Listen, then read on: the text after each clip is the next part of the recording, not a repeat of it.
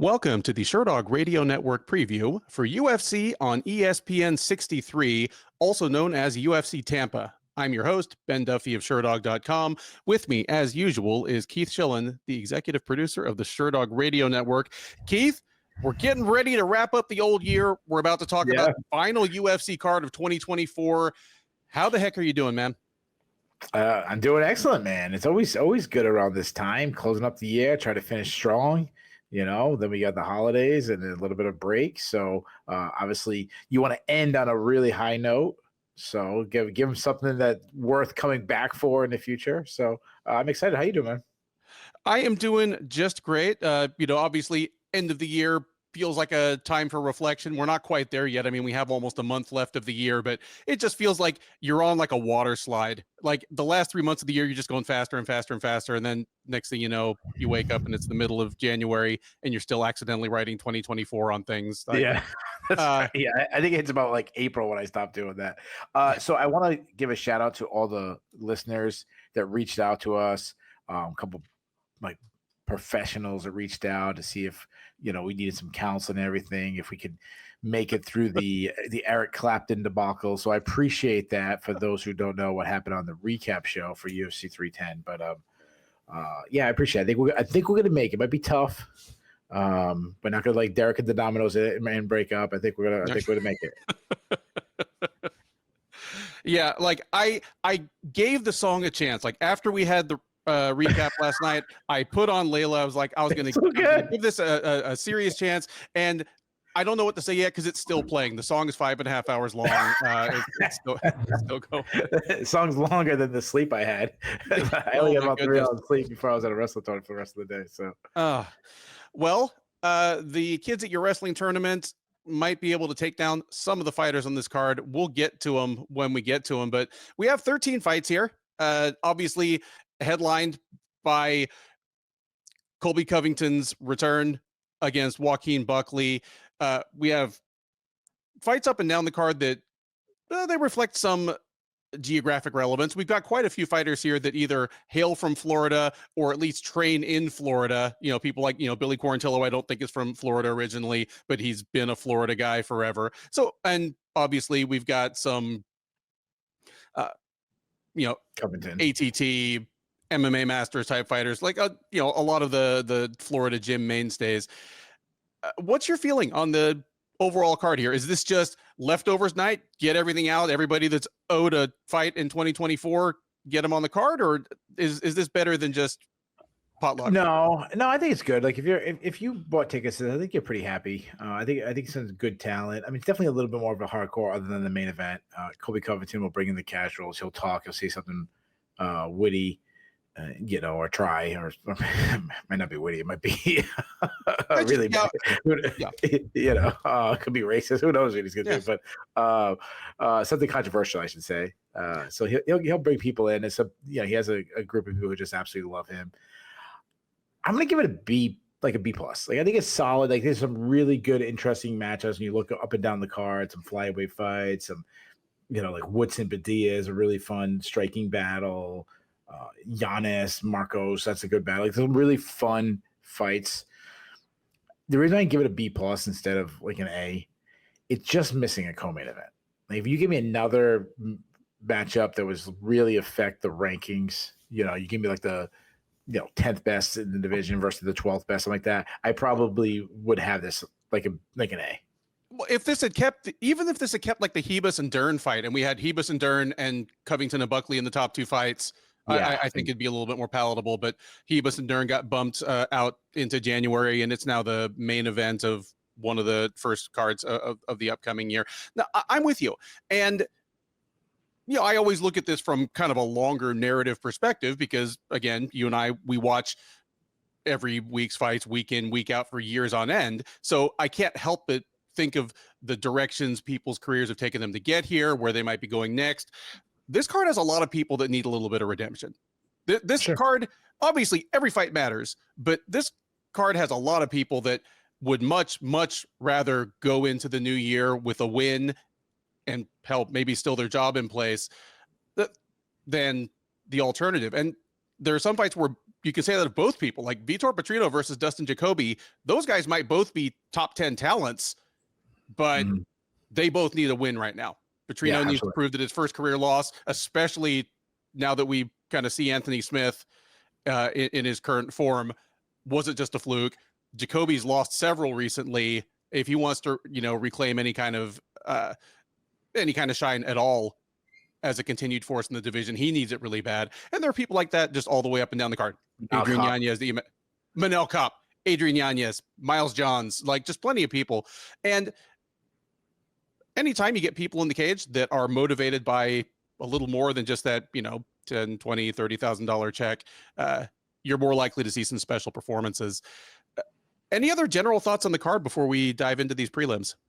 No, I think they should have switched the order. Like, I think this should have been last week, and I think you should have ended the year with the main with the pay-per-view. Like, I think 310 should have been this week. Yeah, I'm with that. Like, the UFC, at least in the modern era, kind of closes up shop for the second half of December. So they're not going to ever have another New Year's Eve Japanese style card, but putting their best foot forward with the last card of the year, I think would make all kinds of sense. But we don't make those decisions. They seem to be doing fine without our input. You ready to talk about these 13 fights? Yep. First up at UFC Tampa is a strawweight matchup between Josephine Knutsson and Piera Rodriguez. Knutsson, the 28-year-old Swede, is a perfect 8-0 as a professional mixed martial artist. She is 2-0 since joining the UFC as a veteran both of the Road to UFC series and of Dana White's Contender Series. She appeared on the Contender Series last August, taking a decision over Isis Verbeek. That got her into the UFC, where she has picked up wins over Marnik Mann and Julia Pilastri. So she'll be looking to keep her professional record perfect. She'll be looking for her third straight win in the octagon, and she'll need to get past Rodriguez to do so. Rodriguez, 32-year-old Venezuelan, 9-2 overall, 2-2 since joining the UFC out of season 5 of the Contender Series. She began her UFC run with 2 straight wins. She was 9-0 before running into losses in her last 2 fights. She has lost to Jillian Robertson. That was way back last April. She got armbarred late in the second round. She came back this May against Ariane Carnelosi and ended up getting disqualified in the second round for just continuing to headbutt Carnelosi. Blatant, obvious, dirty. She picked up the DQ. So, as I mentioned off the top, a number of fighters on this card looking to bounce back and reclaim some shine, make 2024 a fluke. None more than Rodriguez, and she is not favored to get that done, as Knutsson is a comfortable -240 favorite. Rodriguez +190 coming back. Josephine Knutsson is 8-0. She's already done better than I expect her to. I don't think I picked her right against Julia Pilastri. To what extent is she the real deal, and to what extent is she just Piera Rodriguez, somebody that was undefeated until she ran into the right people? Yeah, so this is one of those fights where I think the order's a little off, and just based on Knutsson's record, undefeated, everything, already 2-0 in the UFC. Rodriguez, I mean, she's coming off a loss, so obviously it doesn't look that good. But I think talent-wise, this could be higher up the card. I mean, Piera Rodriguez. Well, I'll start with her, and I'll get the Knutsson in a second. Like, I mean, is she not the female representative from the old Hammer House? Like, she would have fit right in with Mark Coleman and Kevin Randleman, and I mean, if they could find they find the bridge that Wes Sims is living under, they bring me some Brandon Lee Hinkle, like give me some some deep cuts from old Hammer House. Yeah, that was good. Remember when Phil Baroni was with them for a little bit? It was like a 3-month period. Yeah, and it was basically that era's equivalent of Tony Ferguson going to Team Death Clutch, where Baroni was the smallest guy at that gym by about 100 pounds. But still had the most testosterone somehow, even more than Coleman and Randleman. I mean, he wanted to be Randleman. He wanted to be White Randleman. He wanted to be this 5'9" dude that somehow just yoked himself into a 225-pound roid monster. Yeah, he was about as wide as him. It was about if Hammer House was around today, William Knight would definitely be on the Hammer House. Absolutely. Piera Rodriguez. So she, her last fight, she fought a lot different than I seen. Like, normally she's like get in the pocket, throw it out. She started really developing like the stick and move game with her, and she looked all right. She's pretty explosive. When she does get into the pocket, she unloads with some big shots. I like her hands pretty quick. Throws some tight, mean hooks. She has some good power in her hands, though she will kind of load up on her shots. She also tries to land the perfect shot instead of just letting it come to her. She prefers to be the one marching forward, forcing her opponent on her back foot. She likes to close the distance and work in the clinch. She's really good there. Like she's a shorter fighter. She controls well in the clinch. I mean, she beat up Ariane kind of easily in the clinch before, the headbutts, but that's impressive when you look at Carnelossi. I mean, she could be a Hammer House girl too, Yeah. Rodriguez is a pretty decent wrestler. She's got some quick entries. I like her reactionary. She kind of like goes for like a single leg. She does this thing where she kind of gets her opponent to kind of chase her, and then she just lowers her level, grabs the leg, turns the corner. She does need to pick and choose her shots a little bit better. Like when she does, she'll shoot a little bit too far away sometimes.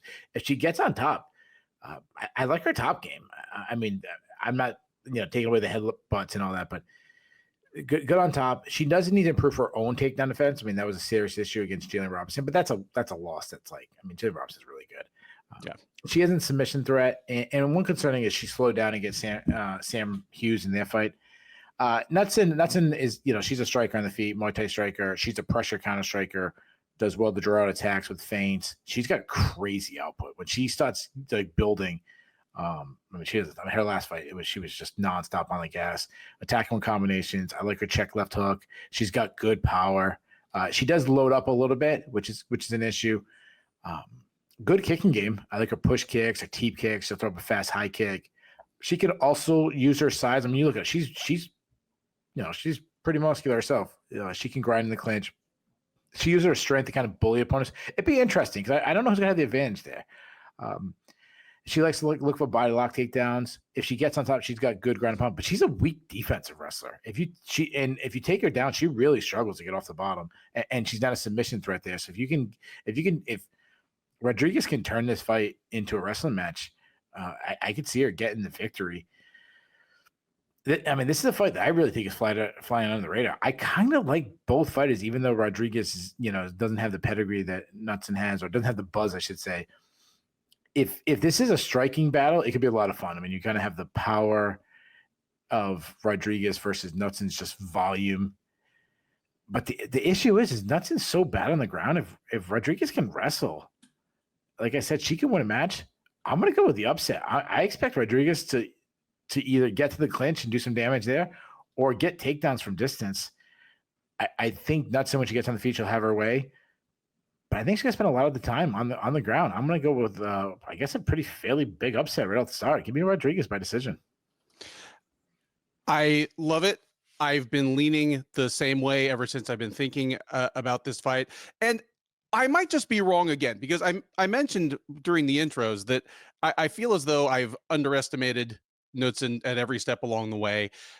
When she joined the UFC, I remember I had a hard time finding her really early fights in Sweden, but I caught some of her striking highlights, and then her last couple fights before the UFC, like the Road to UFC fight, the one in UAE Warriors, and the one on the Contender Series.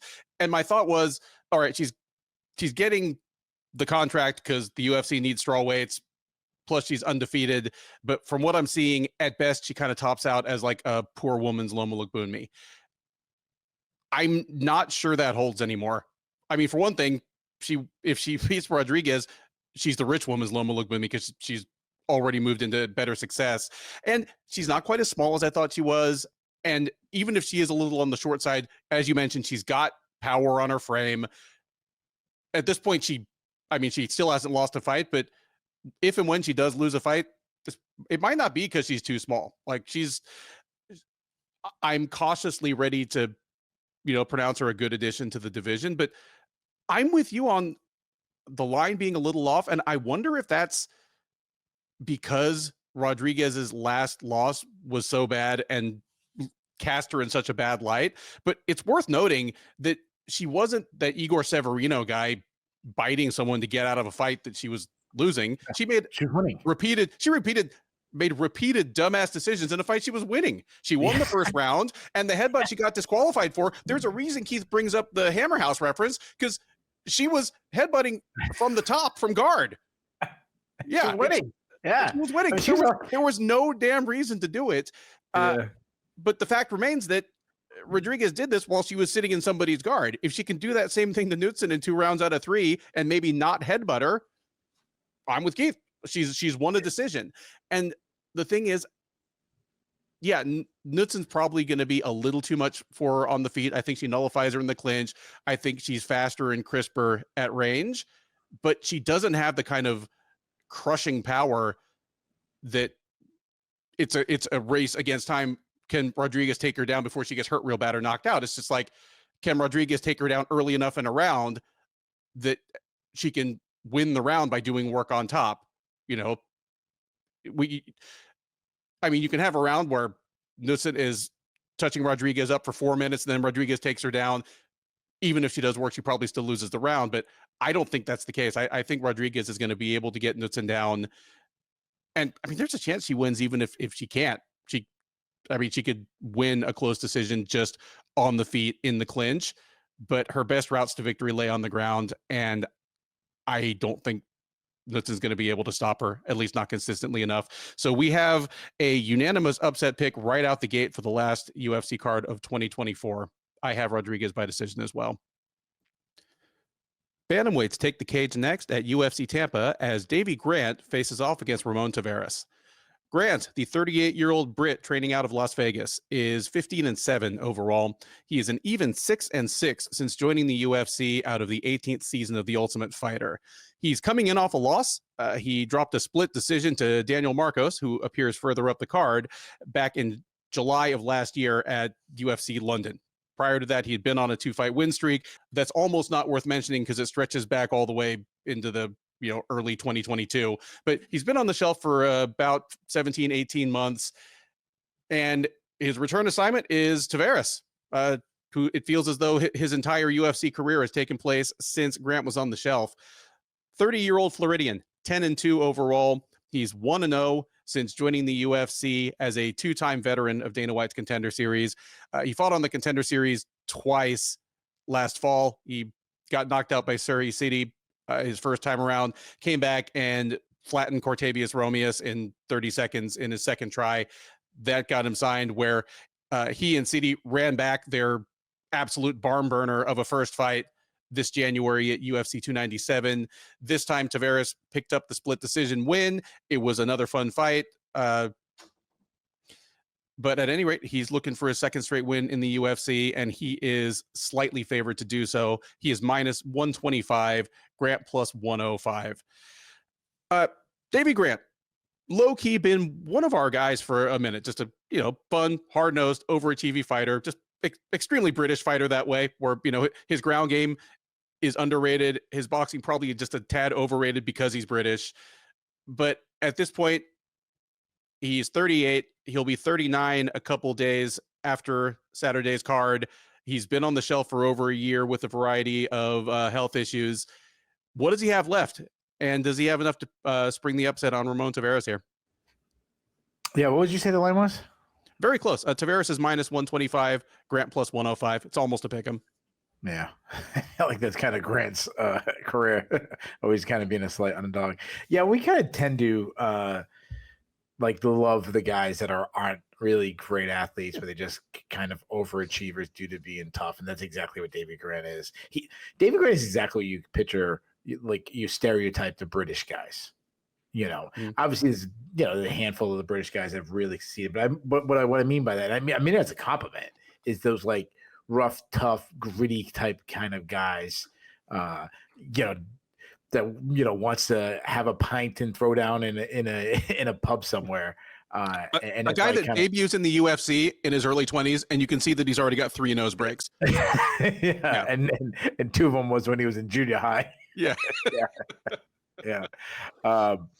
Like Davey Grant, if he was around in the 1800s, he would have been like a perfect character in Gangs of New York. Like he'd fit right in.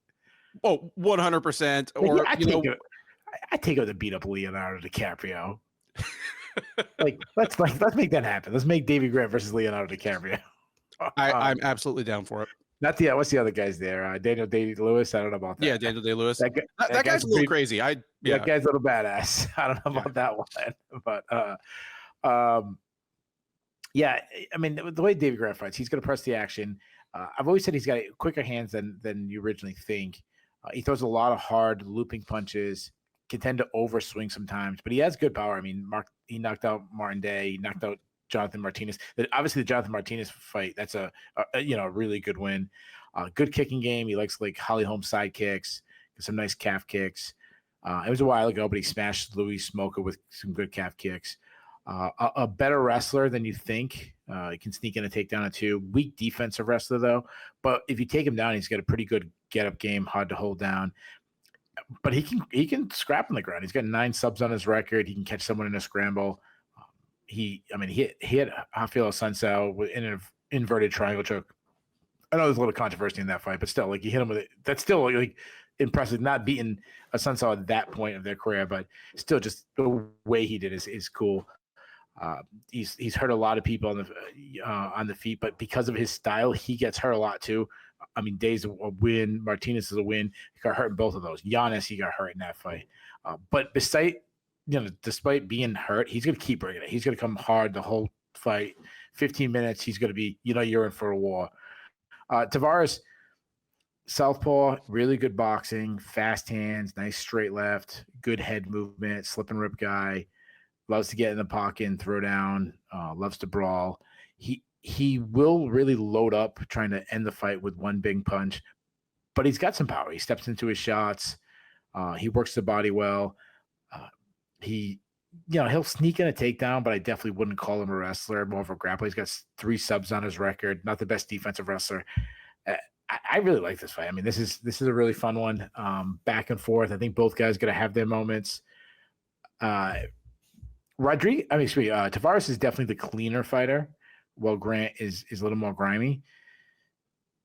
I wonder, is this a passing of the torch moment? And for Grant, is he at the end of his career? I'm going to say he still has one in him. I'm going to say that he pulls off another upset. I think his volume might be a little too much. I think we'll have back and forth moments. He might get hurt a little bit. I think he's going to come back. And you know what? I'm not going to say he gets a knockout, but I'm going to say he wins a split decision. Give me Davey Grant by split decision.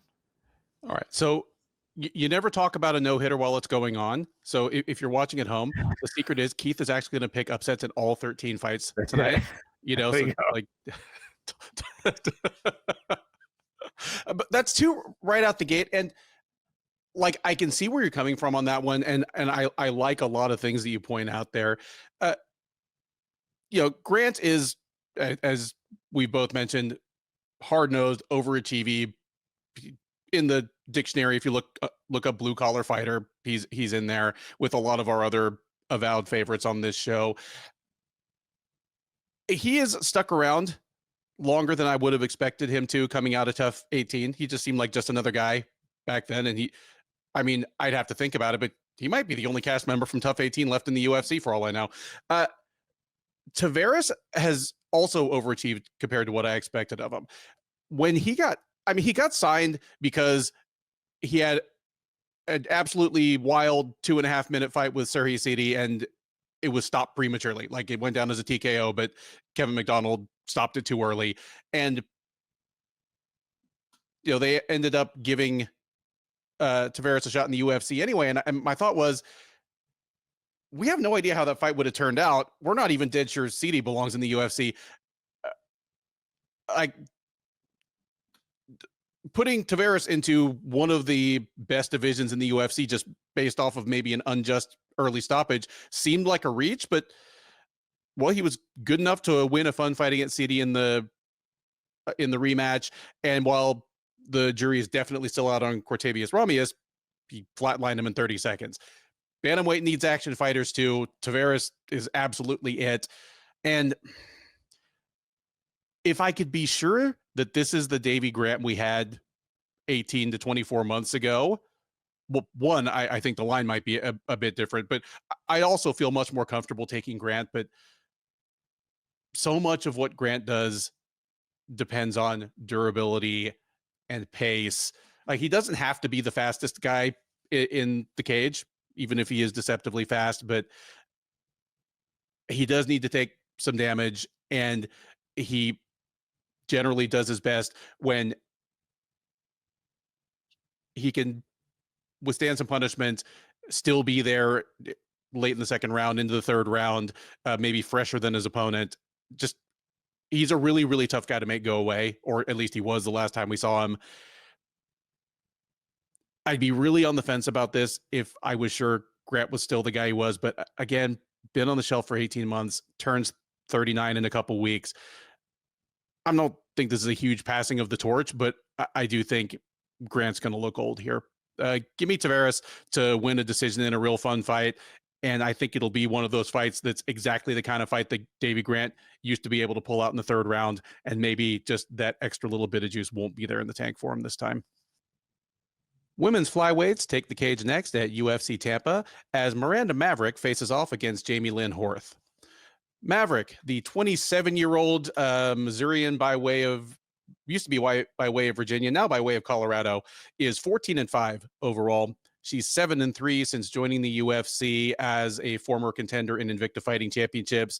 She is on a 3-fight win streak and has won 5 of her last 6, but she's already fought twice this year, picking up unanimous decisions over Andrea Lee in February and Dione Barbosa in July. So she has a chance to have a 3-win year in 2024. She had been scheduled to take on Tracy Cortez a couple weeks ago. Cortez got drafted to take on Rose Namajunas.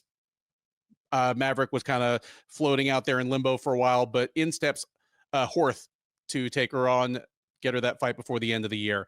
Horth, 34-year-old Canadian, 7-1 overall, 2-1 since joining the UFC as the outgoing LFA women's flyweight champ. She won her last time out. It was about a month ago, 5 weeks ago, by Fight Night, where she took a split decision over Ivana Petrovic. That was at the Moreno versus Albazi Fight Night. Prior to that, we had not seen her since last December when she dropped the split decision to Veronica Hardy.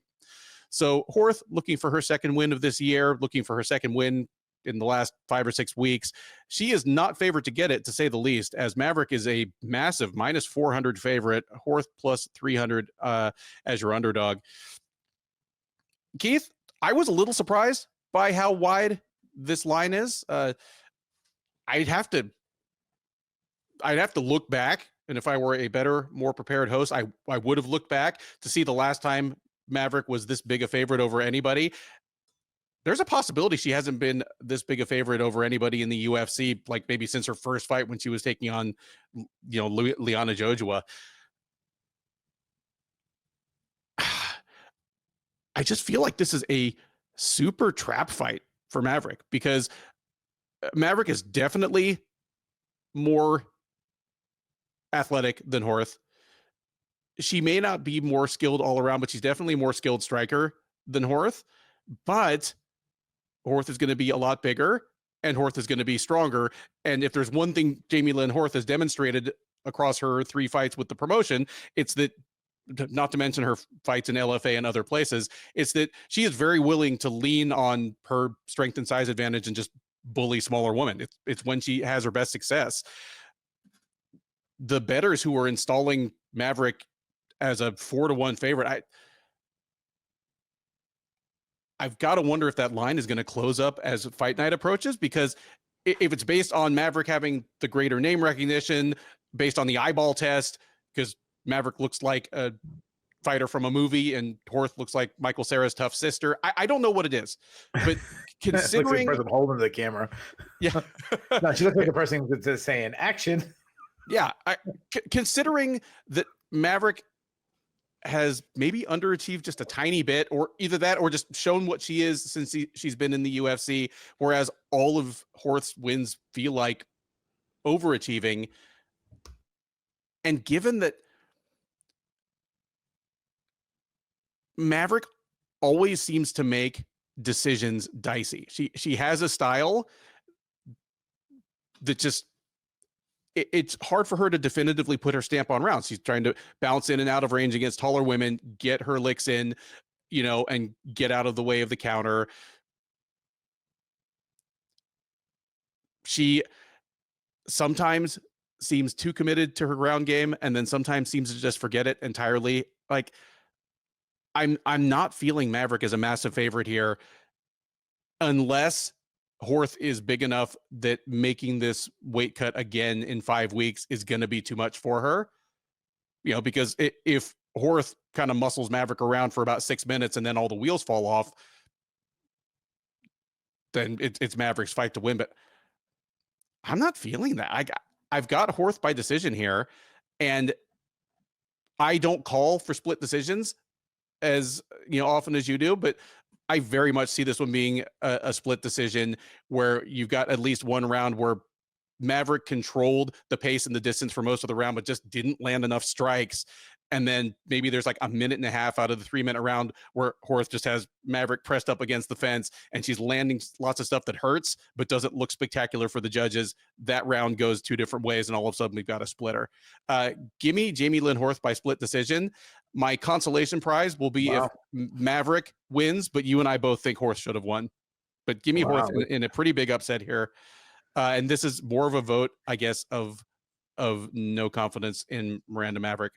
I don't know. Yes. So you said you're not sure if the line will close. When Ben bets his entire salary, week's pay on it, the line will close because he's going to mess up all of Vegas and the amount of money that's going to follow. Everyone, what do they call it? The betting they when following or something like that. When you take the advice of somebody, everyone just follow his pick and take Jamey-Lyn Horth. I looked up while you're talking. You said you don't know the last time she was this big of a favorite. She was negative almost 700 against Shayna Young. And okay, that makes all kinds of sense, right? Oh man, so yeah, I think the thing about Maverick is why is she such a big favorite? Because at times she shows flashes of being like this, like a star, and why was Ben pick against her? Because she's also been inconsistent. I mean, she looked like a top 5 talent one fight, and the next fight she looks like a regional fighter. She's a good athlete. She moves well. She moves a lot. You mentioned it. She has a stick and move kind of style. She tries to land and escape before being countered. She better escape because she keeps her chin a little too high for my liking. She's a southpaw. She has a karate style. She throws a lot of single strikes, and she can load up on a lot of them. She based on her karate background, she likes to use those like Holly Holm side kicks to keep her distance. Though she'll throw a lot of naked leg kicks. She's very physically strong. I mean, you see her; she's ripped. She will be small, the fighter in this one, but she uses that strength inside in the clinch. I mean, you talk about like Luana Jojo. I mean, she murdered Luana Jojo with elbows inside. She mixes striking and takedowns together well. She's a decent offensive wrestler. It's funny because she was kind of always categorized as a striker and not a wrestler, and it's almost like it's the opposite. It's like the Eric Anders effect, where she actually might be a better offensive wrestler than she is a striker. She's been wrestling a lot too. She does some fast entries. She also likes just grabbing like a snatch single or running the pipe. She stresses position and then the damage and then the submission attempts. She got a pretty good top game. I mean, she beat like a really good grappler, Jillian Robertson, in a big grappling exchange. It was really impressive. But then she's also got beat down on the ground really bad by Erin Blanchfield and Jasmine Josephine. But both of those losses are ones that, kind of age well. The concern about is how easily Josephine was taking her down. She does have 7 wins by submission, so I like that. And she got a sub recently, so that's good. Though she will lose position to chase submission, and she also struggles to get back up. Jamey-Lyn Horth, you mentioned she's a big fighter. She's long and lengthy. She's a better athlete than I think a lot of people give her credit for. But I still don't think she's a good fighter. She moves pretty well, does a lot of L-step in, but she hates being pressured. She's got good output, though, against Veronica Hardy. She gave that fight away by being gun shy. When she's letting her hands go, she throws straight punches on the pipe. She's got good teep kick. She throws a lot of naked leg kicks. She keeps her chin too high for my liking. She's been hit a lot and hurt a lot. If she closes distance, she does well to kind of grind in the clinch. But she will try to wrestle, but she's not that good at it. And she's a terrible defensive wrestler. I mean, she got headlocked by Ivana Petrovich in their fight. To her credit, she did show that she's hard to take down. If the fight hits the ground, she has 2 submission wins. But she'll rush position to try to lock in a sub. I like her cardio, though. She'll go hard. So I think we've we've disagreed only one fight so far, and we were consensus. Yep. This is we disagree on this one, and it's not that we just disagree. We disagree on a big margin. I think this is a mismatch.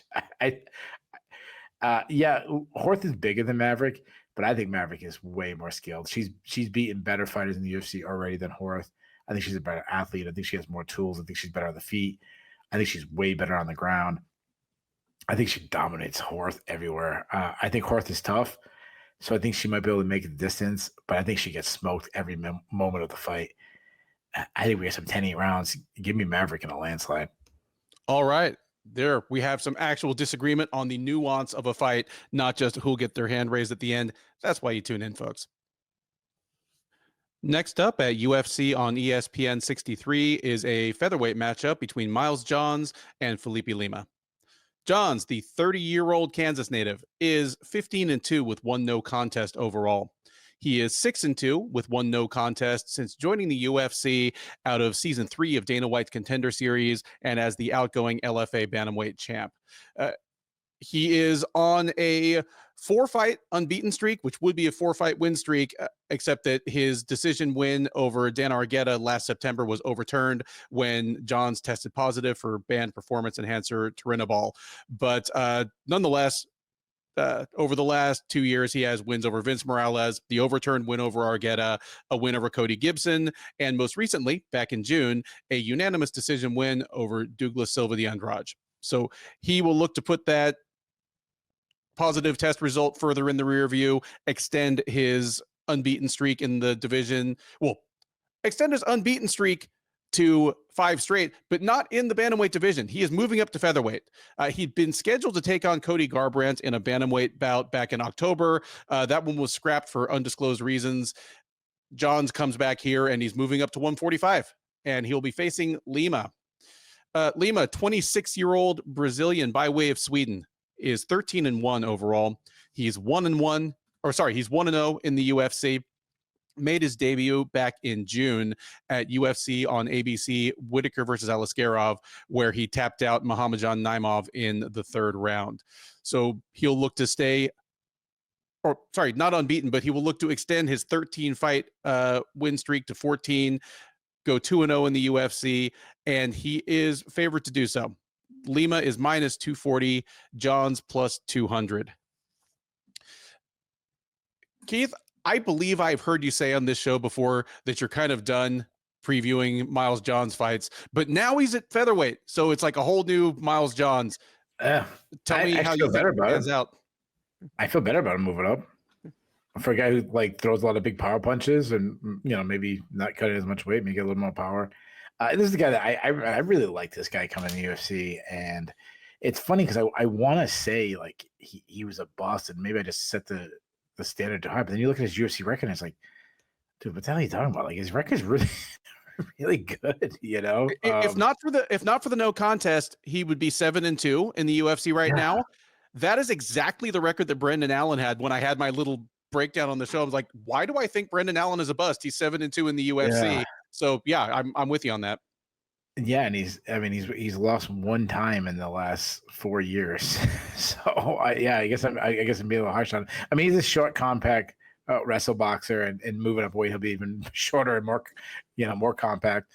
He throws a lot of feints, though he doesn't follow through a lot. Sometimes he just kind of feints and gets guys looking because he fights at a really slow pace.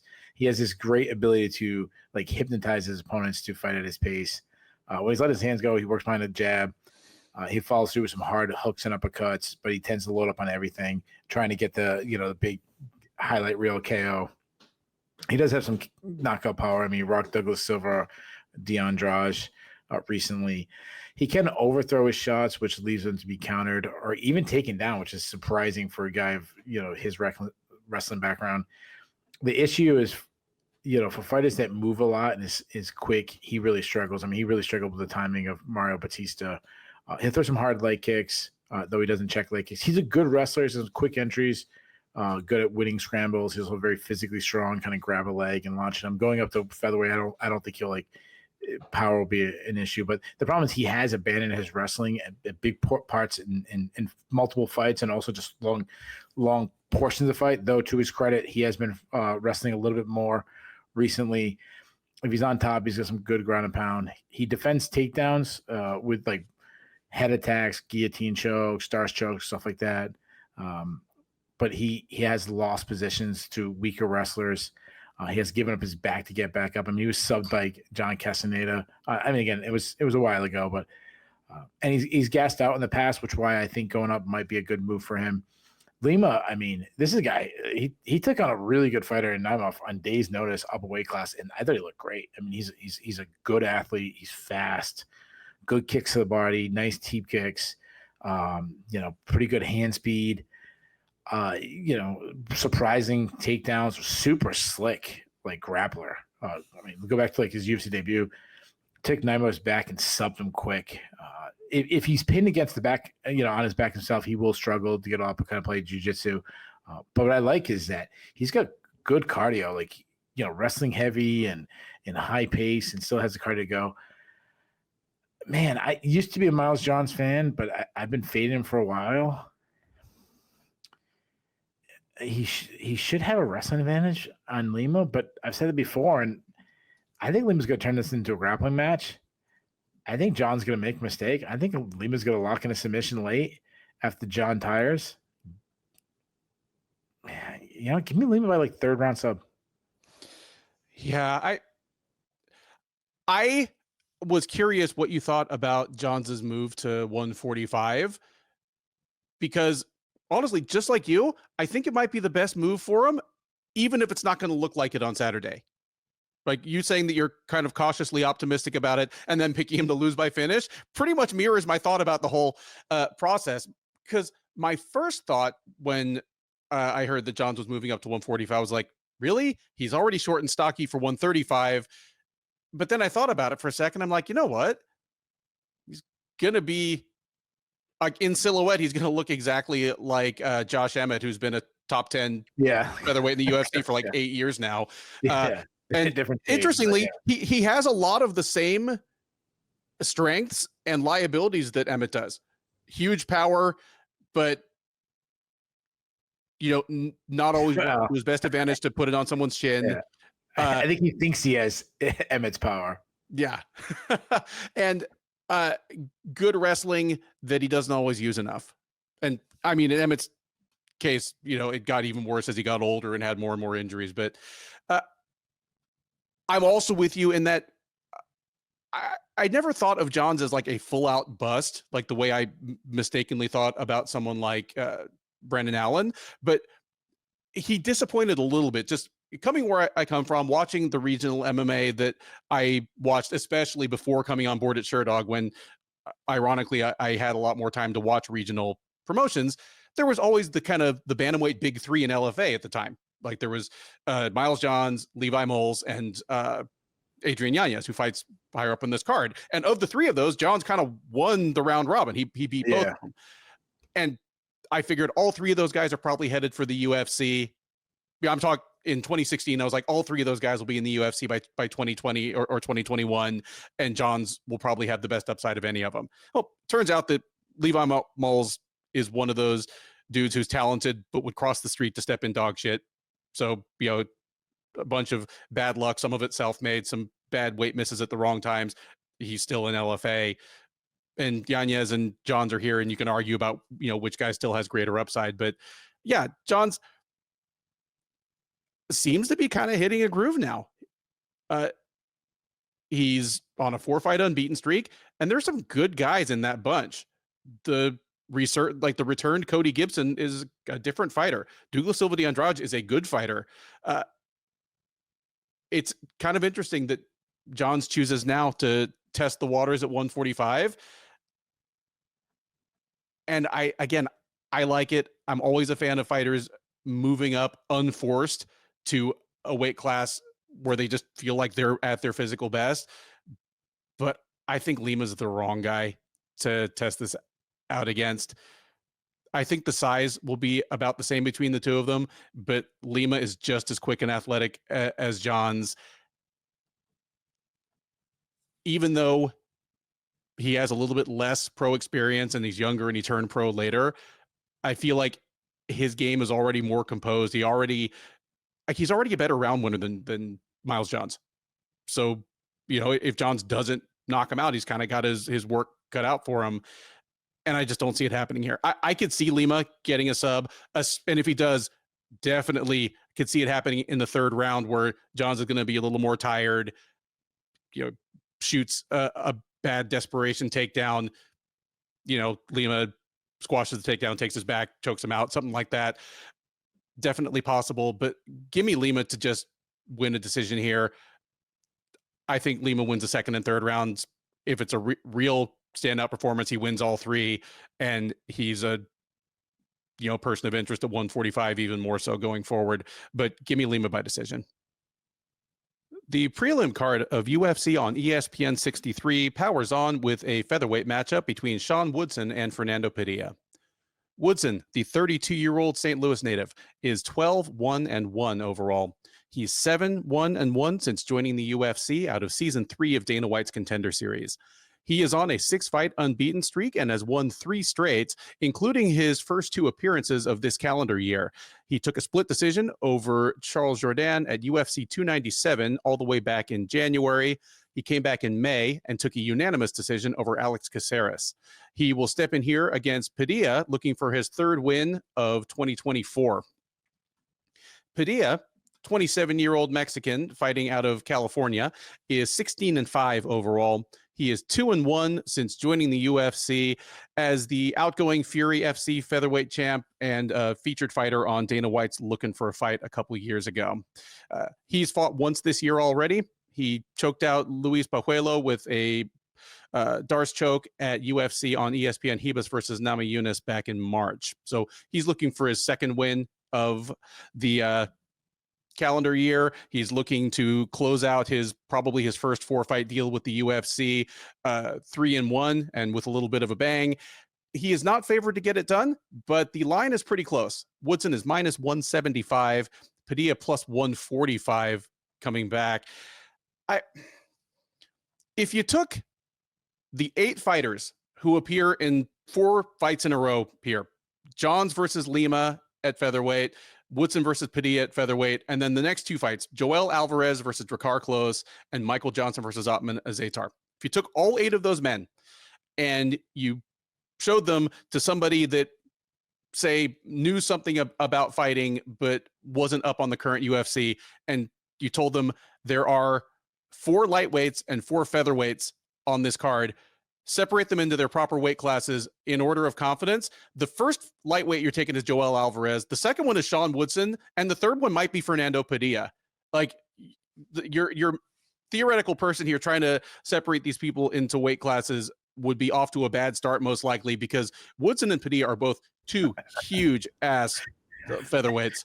If you don't pick up basketball game, those are your first picks. Oh yeah.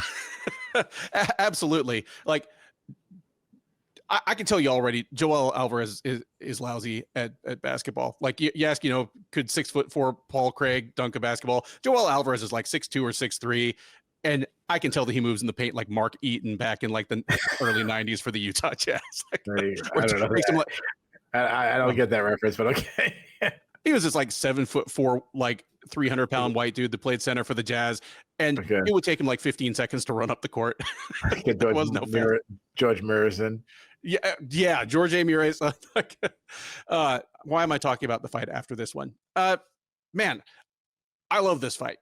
I love anytime we get Sean Woodson in the UFC. Fernando Padilla has been a fun addition as well. I mean, Woodson is kind of a known quantity at this point. He is an impossibly huge featherweight who achieves it by being skinny, but being all legs. Like, he's all skinny legs, and then his upper body, I mean, it looks like the upper body of a welterweight if you didn't know like what size he is. He's a huge guy, very good boxer. I always like specialists in modern MMA, and just Woodson as a guy that kind of boxes like a boxer, like uses a jab properly, manages, distance well.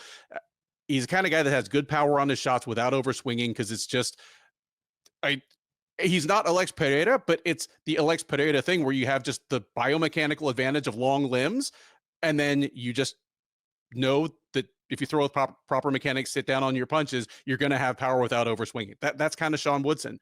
And add to that, he, will use his kicks to try to keep range. He's just a real fun fighter to have in the UFC. I don't know if he has, he's might already be in the top 10, but I don't know if he has like title picture upside, just because of, what some of the burlier ground specialists in the top reaches of the division are likely to do for him. But again, a hell of a lot of fun to have around right now. And I'm looking forward to this fight against Padilla, because he's going to be facing off against a guy that is almost as big as he is super aggressive. I mean, I saw Fernando Padilla fight here locally in Houston. He came through and he fought at Fury 46. It was when Dana White's looking for a fight came through town, 2021. I think that's when like UFC 262 was here or something. He crushed a guy named Cameron Graves that I think of as one of the better local prospects here in Greater Houston. He's a guy that I kind of figured might be in the UFC by now. That hasn't happened, but Padilla was too big, too strong, too aggressive. He's willing to engage on the feet, obviously, and his athleticism and aggression and just kind of natural power being what they are. He's effective on the feet, but he's not defensively perfect. Like if he tries to contest this whole fight on the feet against Woodson, he has at best a puncher's chance. He's exactly the kind of guy that Woodson will just kind of start giving angles to, slip, like just tagging him with clean counters as Padilla gets frustrated and swings at air. Padilla's best chances to win this fight consist in creating chaos, creating a scramble where he can get his hands on Woodson in close. Where Woodson has adapted his body very well to his fight style, by working a great jab, by using his nice long kicks. Padilla, with a similar body style, has optimized his game plan to his body the other way. It's like, if I'm taller than almost everybody and I got these long arms, I'm going to develop a great front headlock series. I think that's brilliant.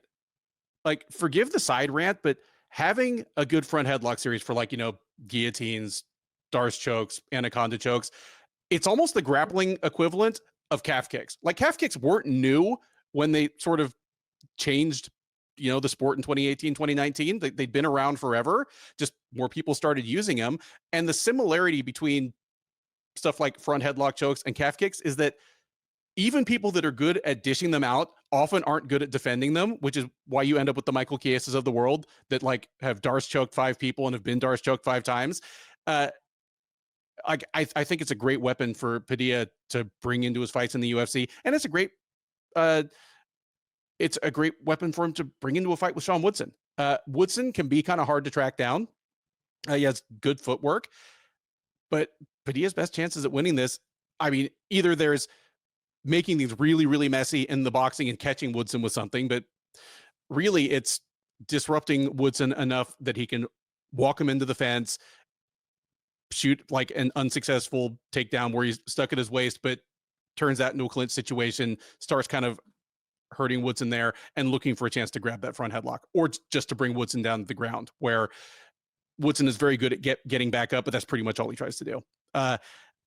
Those are all valid paths to victory for Padilla, and I wouldn't be shocked at all to see the upset, but Woodson just seems like a fighter who's really comfortable in his own skin right now, who knows what he is, fights to his best advantage pretty much every time out.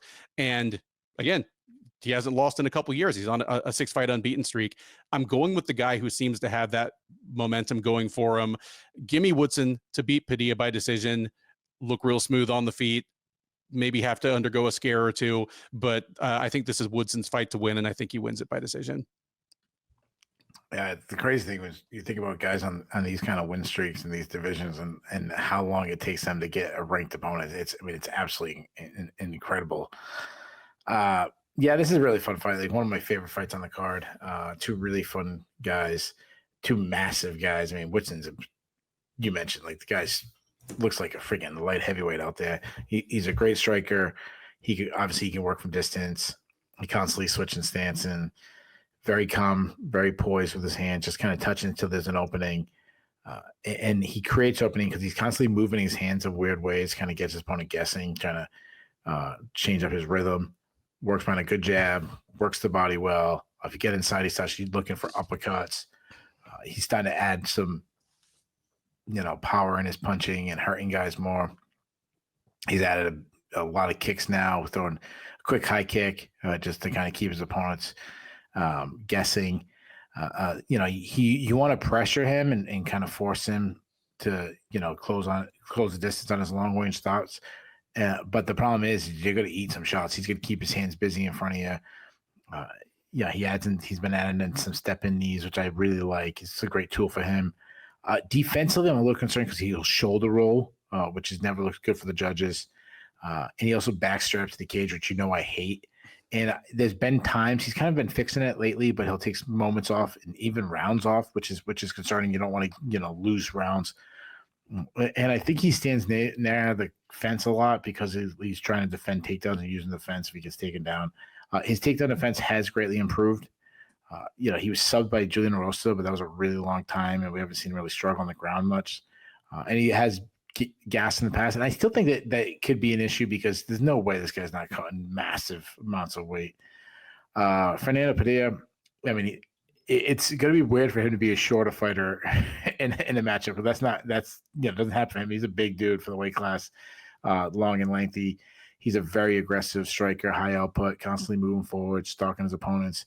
He's a good striker, fast hands, got some really tight, clean boxing, uses feints well to set up his shots, uses his length really good from distance. He's accurate. He kind of just touches until there's an opening, and then he explodes. Parries punches really well with his lead hand. His left hook is his best punch. He showed against Julian Rosa that he's got some power. He's got a good kicking game, though I shouldn't say he has good kicking. He throws hard kicks, but he doesn't throw them enough, which is an issue. And when he does, they're often naked. But he's athletic enough that he throws them hard. He doesn't check leg kicks though. He will close the distance and use his size in the clinch and grind in there. He works some really good dirty boxing in there. You mentioned the Cameron Grace fight. I mean, he destroyed Cameron Grace with the elbow before coming into the UFC. Not much of an offensive wrestler, but like you mentioned, he's a decent grappler. If he gets to fight the ground, he's got pretty busy ground and pound. He's got 8 submissions. He subbed Luis Pajulo with a Darce choke using those long arms. I think this is a really good fight. I think it's one of the best fights on the card. I like both guys. Woodson has definitely faced the better competition and won, while Padilla is probably the most, the more well-rounded fighter in this matchup. I think it's close. I've flip-flopped because I like both guys. I think both guys will have their moments. If Woodson has moments where he's cruising, he might lose. But I think we have a striking war. Woodson's still the taller guy, not by much, but it might be tough for adjustment for Padilla to be a shorter fighter once in a matchup. I think it's gonna be really close. Give me Woodson, but I want to say it's gonna be a split decision. We head up to the lightweight division next as Joel Alvarez takes on Drakkar Klose. Alvarez, the 31-year-old Spaniard, is 21-3 overall. He is 6-2 in the UFC, and he's on a 2-fight win streak. Since getting pounded out by Arman Sarukian, almost 3 years ago at this point, he has a submission win over Mark Eaton. That was last July. And then this August, he knocked out Elvis Brenner in the 3rd round. So he'll be looking to make it 3 in a row, get 2 fights in the same calendar year for the first time since 2020. Consistency has been an issue for the Spaniard, but he has a chance at all of those things against Klose. Klose, 36-year-old Michigan native, though training out of Arizona. He is 15-2-1 overall. He is 9-2 in the UFC, and he is on a 4-fight win streak dating back a couple of years. He's already fought once this year. He took a unanimous decision over Joaquim Silva at UFC 301 back in May. So he's looking for his 2nd win of the year. He is not favored to get it, to say the least. Alvarez, another big favorite on this card, minus 360. Klose Wow. plus 260. I'll throw it out there. Here are two more guys that my mental stamp for them, or the kind of bin that I filed them in, doesn't necessarily line up with what their records are. Like, I think of Drakkar Klose as just another guy. If you're 9-2 in the UFC lightweight division, you are not just another guy. That's a hard ass division to win fights in. And he has, there's some issues that have kept him from maybe getting the shine he deserves. And I always use Khabib Nurmagomedov as the example of this, because regardless of how you feel about Khabib as an all-time great, where he goes on your list, there's no question that when he retired, he might have been the most dominant fighter and been on the most dominant run in MMA history. But as great as he is, and he retired undefeated, he didn't even graduate to fighting top 15 fighters until the last 7 or 8 fights of his career, because he had injury issues, he had travel issues, and so he turned into a guy that would disappear for a year at a time. And lightweight's just too fast moving. Even if you win all your fights, if you don't fight often enough, people are going to honk and start passing you on the right. Klose has a little bit of that same thing. Just, he's been in the UFC at this point for almost 8 years, and 11 fights in 8 years, it's not enough to keep the interest of this division. His only real loss, aside from like an early one against David Tamer, is Beneil Dariush beating him. And when Dariush beat him, Dariush was in the middle of a 9-fight win streak, and he was probably a top 5 fighter at the time. That's it. Klose has beaten everybody else. The other thing that's kept him from getting his shine is that not all of Klose's fights are that exciting to watch. Some of them are, but his fight against Mark Eaton, which was his first or second UFC fight, was so wretched that I feel like it drove both guys' stock down for like forever. Like, Klose is still living with that. I think that forever filed Jacasey as a guy that the UFC was going to cut as soon as they possibly could, and now they've done so, and he's like back. I think he's back over in Cage Warriors. But when it comes to it, like, Klose is a guy, kind of like the name suggests, that it's pretty good at winning close fights. Here, it's a terrible joke, but I appreciated it. Nobody else will, but I did. And Klose is the modern definition of a fighter that's a jack of all trades, master of none. Like, he's well-rounded, he's decent sized for the division, he's a pretty good athlete. He's not the athlete that UFC Booth is going to try to convince you he is, especially not at age almost 37, but he's good athlete who does a bit of everything well. And it's interesting because his best fights, or the fights where he does the best, unless he does something spectacular like just knock you out with a slam, he's gonna win some medium paced, medium power kickboxing exchanges on the feet, and he's gonna be the better wrestler, so he can determine where the fight takes place.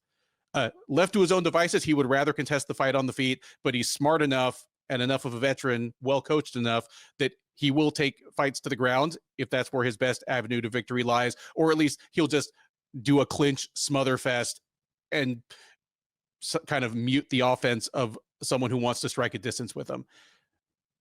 It'll be interesting to see how that Drakkar Klose way of fighting stacks up against one of the UFC's biggest specialists in the literal as well as figurative terms. Alvarez is an absolutely titanic lightweight. He might be the biggest one in the UFC in terms of his walking weight in the cage. And everything for him is just a means to an end. He's at his best on the ground, where despite his, it's an interesting thing about true ground specialists, because how fast and fluid he is on the ground, how quickly he can take a back or even spin around on like a blown takedown, how fast he can just take somebody's hooks in transition before they realize what's going on. It belies how slow and lumbering he seems on the feet. Like, because he's a huge guy, it kind of looks like a lightweight sparring with a middleweight or a light heavyweight when he's in there. He's just, his feet are slow, his hands are slow. And while he's obviously like a well-coached boxer, like he throws his punches with the proper motion most of the time, he doesn't throw enough combinations. and it's probably because he gets tired of getting countered by people with faster hands. His footwork isn't great. It's just, can Alvarez get close to the ground in positions where he can do work? And Alvarez won fights off his back in Spain. Like, I mean, he was so good, and the guys he was fighting were so bad that he could just, if not pull guard, just kind of concede takedowns very easily, make sure scrambles go to the ground and triangle people off his back. Like, he was a triangle specialist in Spain. In the UFC, he's not. You know, he's another guy that has adapted his huge frame and long arms to have a really good front headlock series. On the ground, he does the best work from topside. Almost everybody does, even people that were grappling specialists. It's MMA in the 2020s. Like, winning fights with subs off your back is just not a viable route to contention.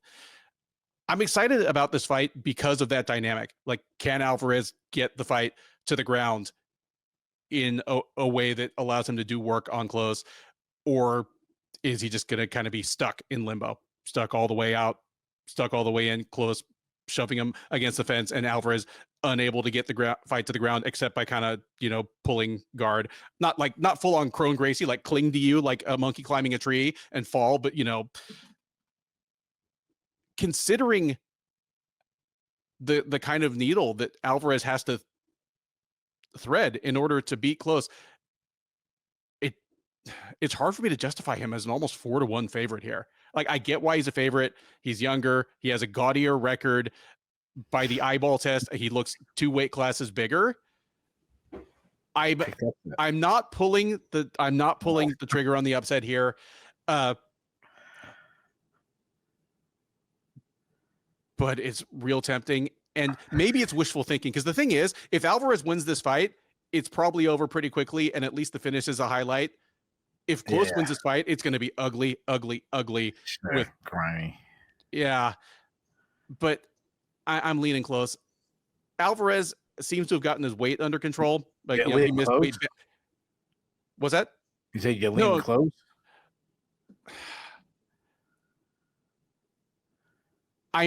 I came into this picking Alvarez. I've got it on my sheet right here, and I'm talking myself into picking Drakkar Klose in real time, just because I'm like, yeah, Alvarez isn't missing weight by 6 pounds anymore, but oh man, forget it. Give me Drakkar Klose by split decision in a terrible fight. Nice. I wonder what a Jamey-Lyn Horth Drakkar Klose parlay would pay out. Like that. I will figure it out. That's Ben's best bet. Can't miss. Take it to the bank. Throw a little sprinkle out there. Yeah.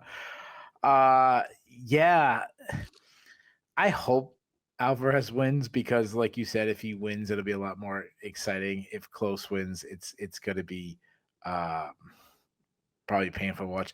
You mentioned Drakkar Klose is like the quietest 9-2 in UFC history. I mean, yeah, some of that has been long layoffs, and then the way he fights doesn't draw a lot of buzz. On the feet, I give him a little bit more credit than you do on the feet. I think he's got decent output. Like kind of a controlled pressure striker. I think his striking is fairly solid. He tends to like measure his opponents a lot. His straight left is good. He will throw from his hips, so he doesn't have the best technique, which also leads him to be countered. He does keep his base underneath him, so he steps into his shots, and he has some decent power. I mean, he got 6 TKOs. He hurt Beneil Dariush. He likes kicking, a lot of kicks to the calves, but he's open to calf kicks. But you mentioned, like, I give him more of a shot on the feet than most people do, but ultimately he likes to close the distance. He uses strength inside, look for elbows inside. Definitely more of a clinch wrestler, body lock wrestler than a drive through your hips kind of guy. And I don't think he's as good of a wrestler as he thinks he is. But he, if he wants to get the fight to the ground, he'll catch a kick and get his opponents down that way. I mean, he slammed Joe Selecki. That was really fun. Slammed him into like oblivion, but I think that's more of an outlier. You can't count on that. He was easily out-grappled by Beneil Dariush, which is, not saying, not a bad thing. I mean, he did show how hard he is to submit, because Dariush had his back for such a long time. But he had his back because he gave up his back against Darius, which wasn't the wisest. Alvarez, I mean, he's a great athlete. I mean, he looks sensational against Elvis Brenner. He's long and lengthy. He's 6'3". He's a great kickboxer. He does hang his hands low, so we have a little bit of battle like that between these two. But he's got good volume, good boxing, fast hands, accurate, works behind a good crisp jab, nice straight right, nice check left hook, works the body well. He's got a big kicking game. I like that he adds kicks into his combinations. When he's in close, he starts looking for elbows. I mean, go back to like Thiago Moises fight.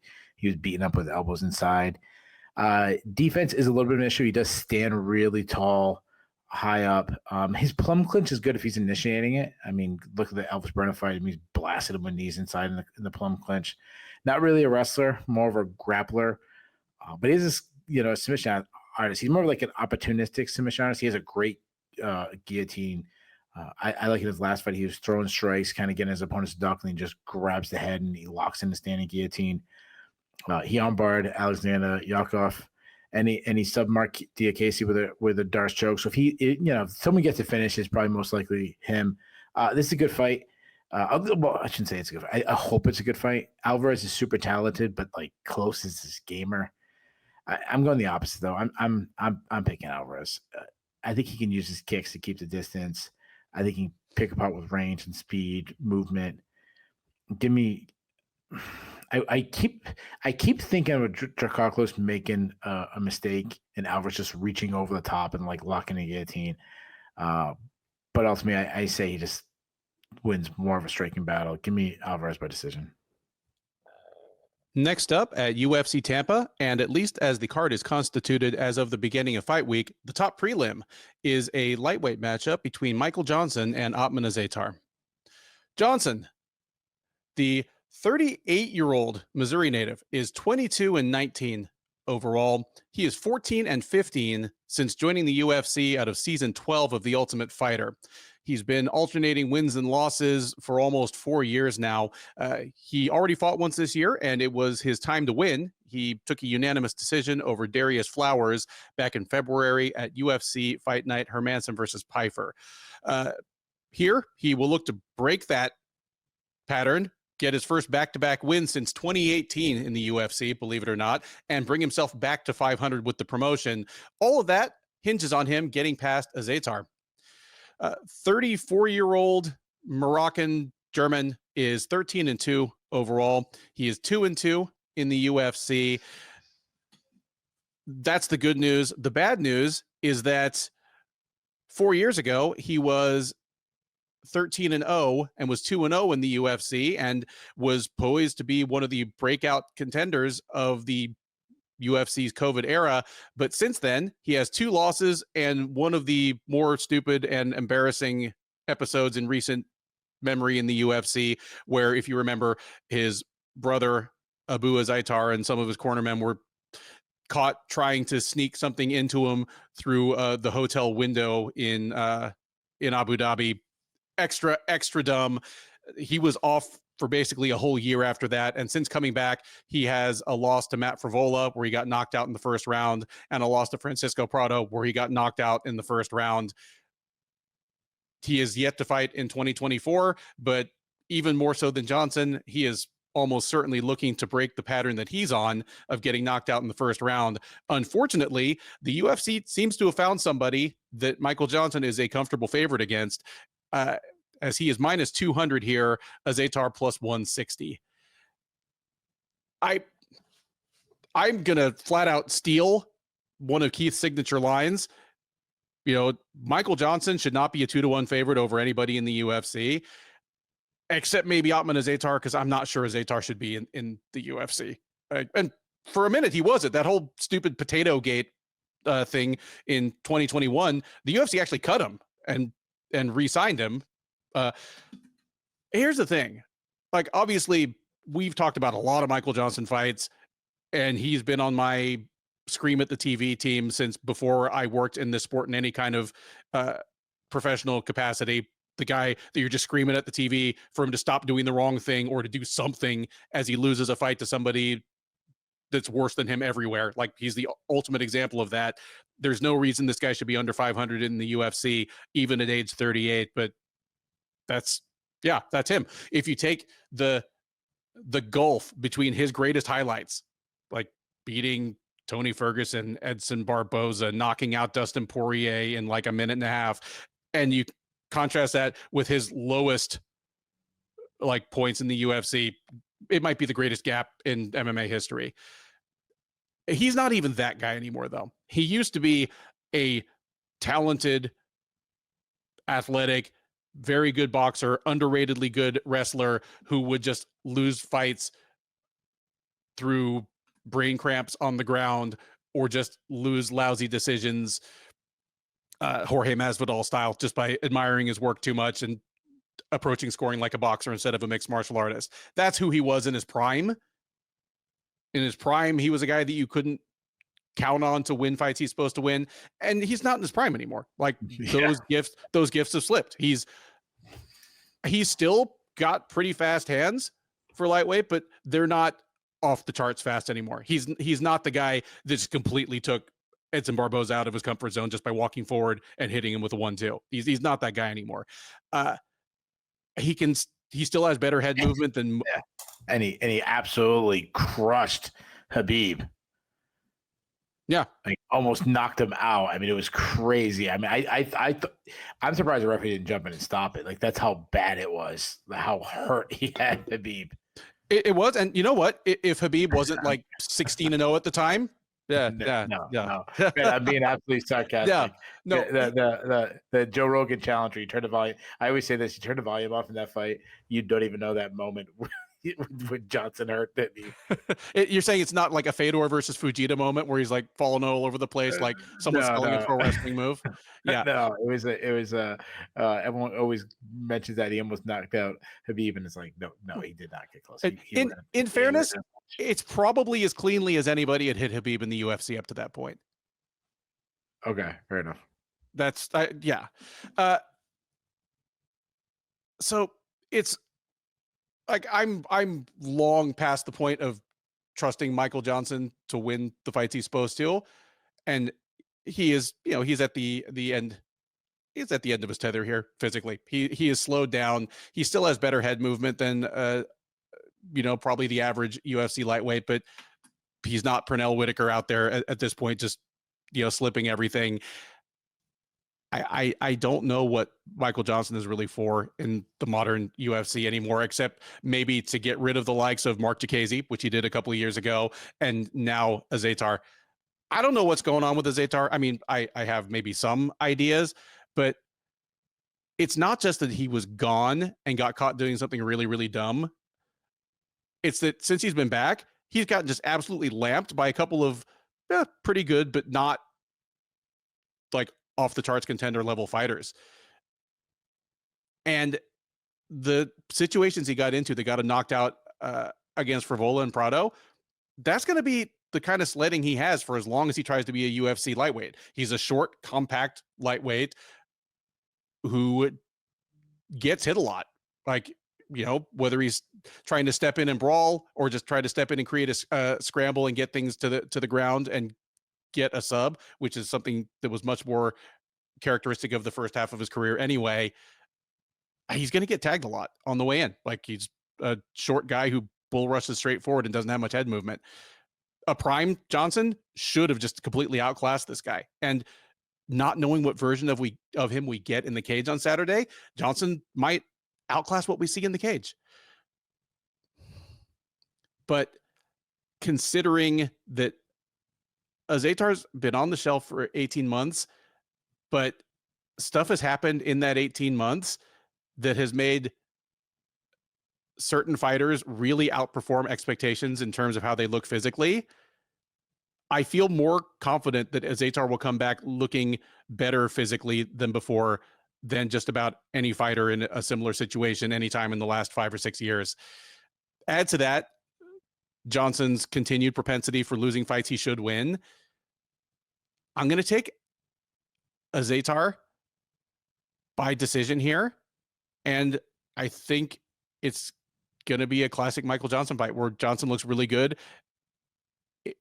in different moments of the fight. Like I could see him just completely no-selling some of Azaitar's takedowns early on, snapping his head back with jabs, but then stops throwing the jab, suddenly looks tired, starts walking into haymakers, just starts doing Michael Johnson crap.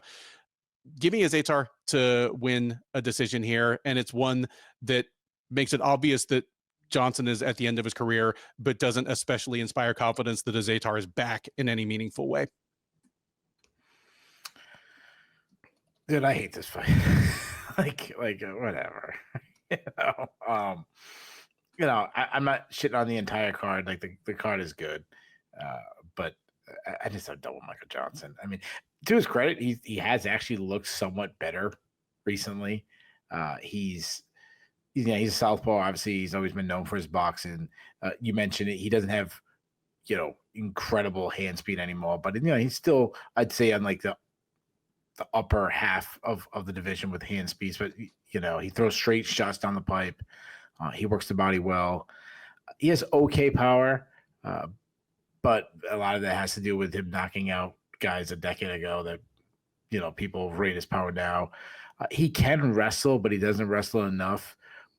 And that's always been his career. But to his credit, he actually has been wrestling a little bit more lately, which is really weird when you think about it. Usually, like, people wrestle early in their career, and if they come from a wrestling background, and then they kind of like fall in love with their hands, and they strike more later. And it's easier to maintain striking.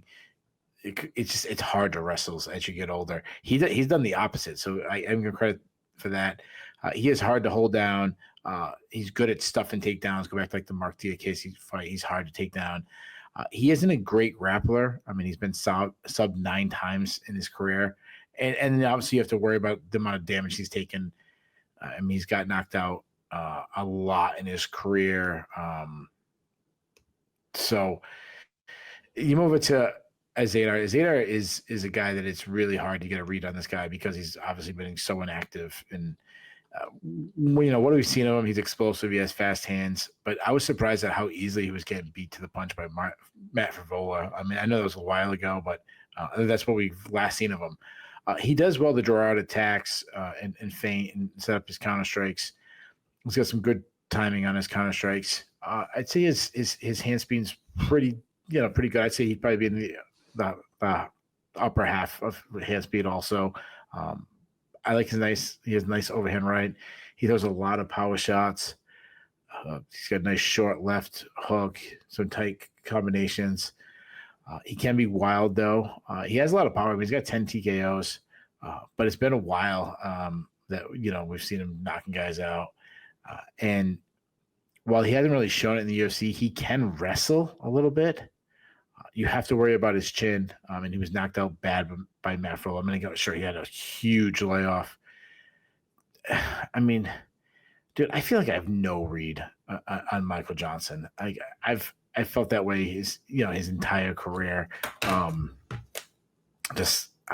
He's historically one of the guys that just I don't know what it is about him. I just like I feel like I have a fairly good read on most guys.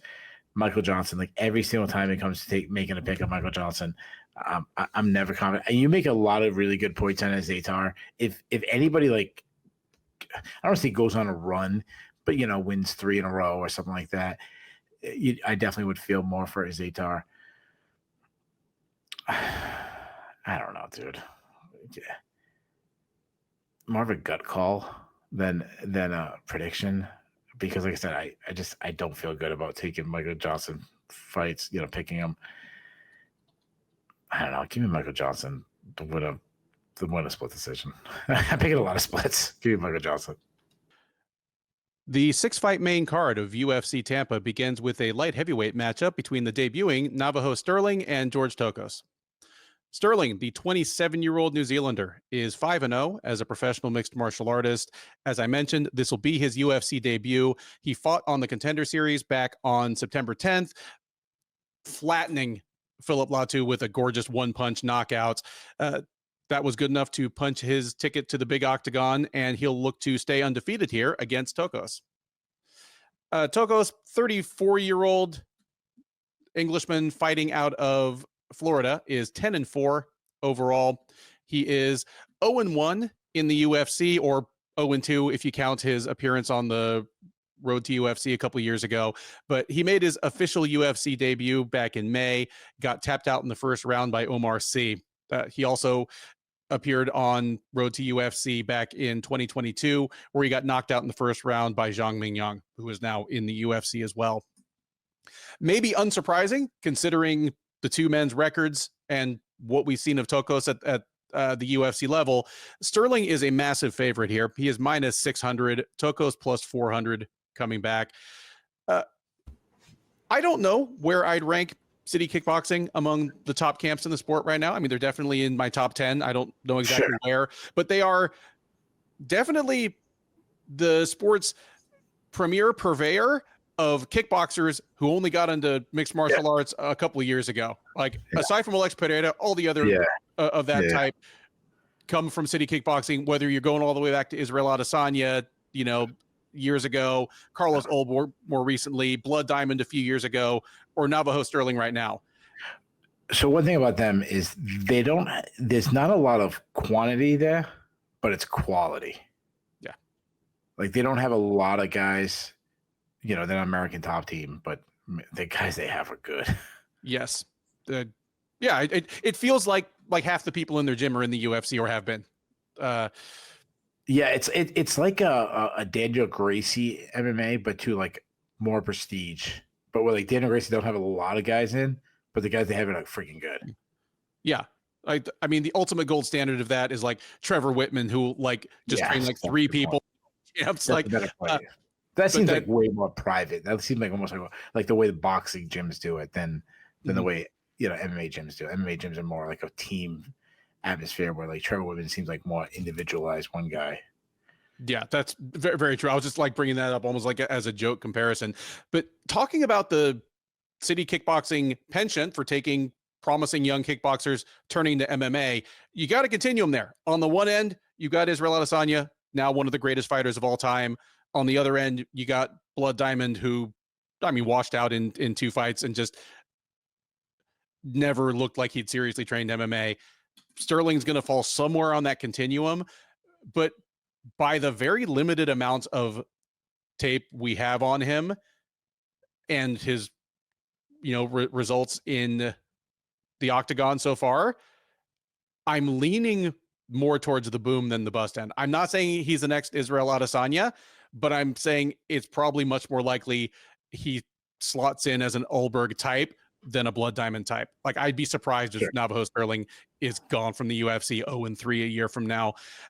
And part of that is, even though he never won any big titles in kickboxing, you know, he's only 27 now. He was like 24 or 25 when he switched over to MMA. He's a good kickboxer, and he has athleticism and power that I honestly, it reminds me a little bit of Ulberg, where he's a big guy for the division. He's a physical specimen. He's fluid, powerful, and his kickboxing style, it's not an Adesanya style where it's, you know, matrix motion type stuff, much more of a bread and butter kickboxer, but just fundamentally sound with tons of power. They set him up for success on the Contender Series. I mean, there's no real headliner of a Contender Series card, but they do try to put the fight last that's either got the most promising fighter, the one they think is more likely to get a knockout, or the heaviest fighter on the card. I think Stirling was all three of the above went on the Contender Series, and they put him against a guy in Philip Latu, who was a smaller, less athletic, less hard-hitting kickboxer, and was just going to take him on the feet. And Stirling got the better of round 1 and then just destroyed him in round 2. I think that's what we get here with Tokkos. He's already 34, so it's possible that at 205 he could continue to improve, but it's more likely that he is what he is right now. And what he is an aggressive guy who does like to strike, but he's definitely more of a brawler than a technician. And the times that he's come up against even borderline top level talent, he's gotten schooled every time. You know, he had a couple fights in Bellator back early in his career, got wrecked by Ty Gwerder, who's an okay fighter. Zhang Mengyang, who looks like an okay UFC level light heavyweight, destroyed him in the first round. Omar Sy, who looks like potentially maybe a very good light heavyweight, destroyed him in round 1. I'm just considering how Tokkos likes to fight. It's hard for me to find paths to victory for him. I understand why Stirling is a minus 600 favorite here, just because not only is he much more gifted physically, but he's more skilled in the places where it's going to matter. I think Tokkos is probably just going to walk up and try to strike with him and get knocked out in the first round. But if they hammered into his head, no, you've got to take this guy down, and he comes out immediately selling out for the takedown, I still think he gets knocked out in the first round. Bad matchup for Tokkos. Good matchup for Stirling. One intended to kind of make him a sensation coming into the new year. I'm going to say he holds up his end of the bargain here. Gives us at least the knockout of the night, and who knows, maybe a late contender for knockout of the year. His knockout on the Contender Series was a fringe candidate for that. Give me Stirling to just lamp Tokkos in the first round here. Yeah, Tokkos, I mean, I give him a pass on his UFC debut. I mean, the guy took the fight on days' notice. He traveled the entire world from South Florida to Abu Dhabi to corner a teammate, and then went back to Las Vegas to be on the card and got absolutely smoked in his UFC debut. But that said, I don't know if a full camp would have been any different. You know, the guy, he's not a good athlete. His striking is very sloppy. A lot of single strikes, very basic stuff. He's got a little bit of pop in his hands, but nothing earth-shattering. He's a weak wrestler, both offensively and defensively. He's not a submission artist. Like, we saw it against Omar Sy. He was weak, taken down easily, quickly subbed on the ground. There's nothing that tells me that this guy's a UFC talent. Navajo, I like this guy. I mean, 27 years old, Muay Thai striker, good kickboxing experience. What I've seen of him, fast hands. He's got a great left hook. He leads with a lot. He's got good power. I mean, you saw the Contender Series, beautiful walk-off KO in his last fight.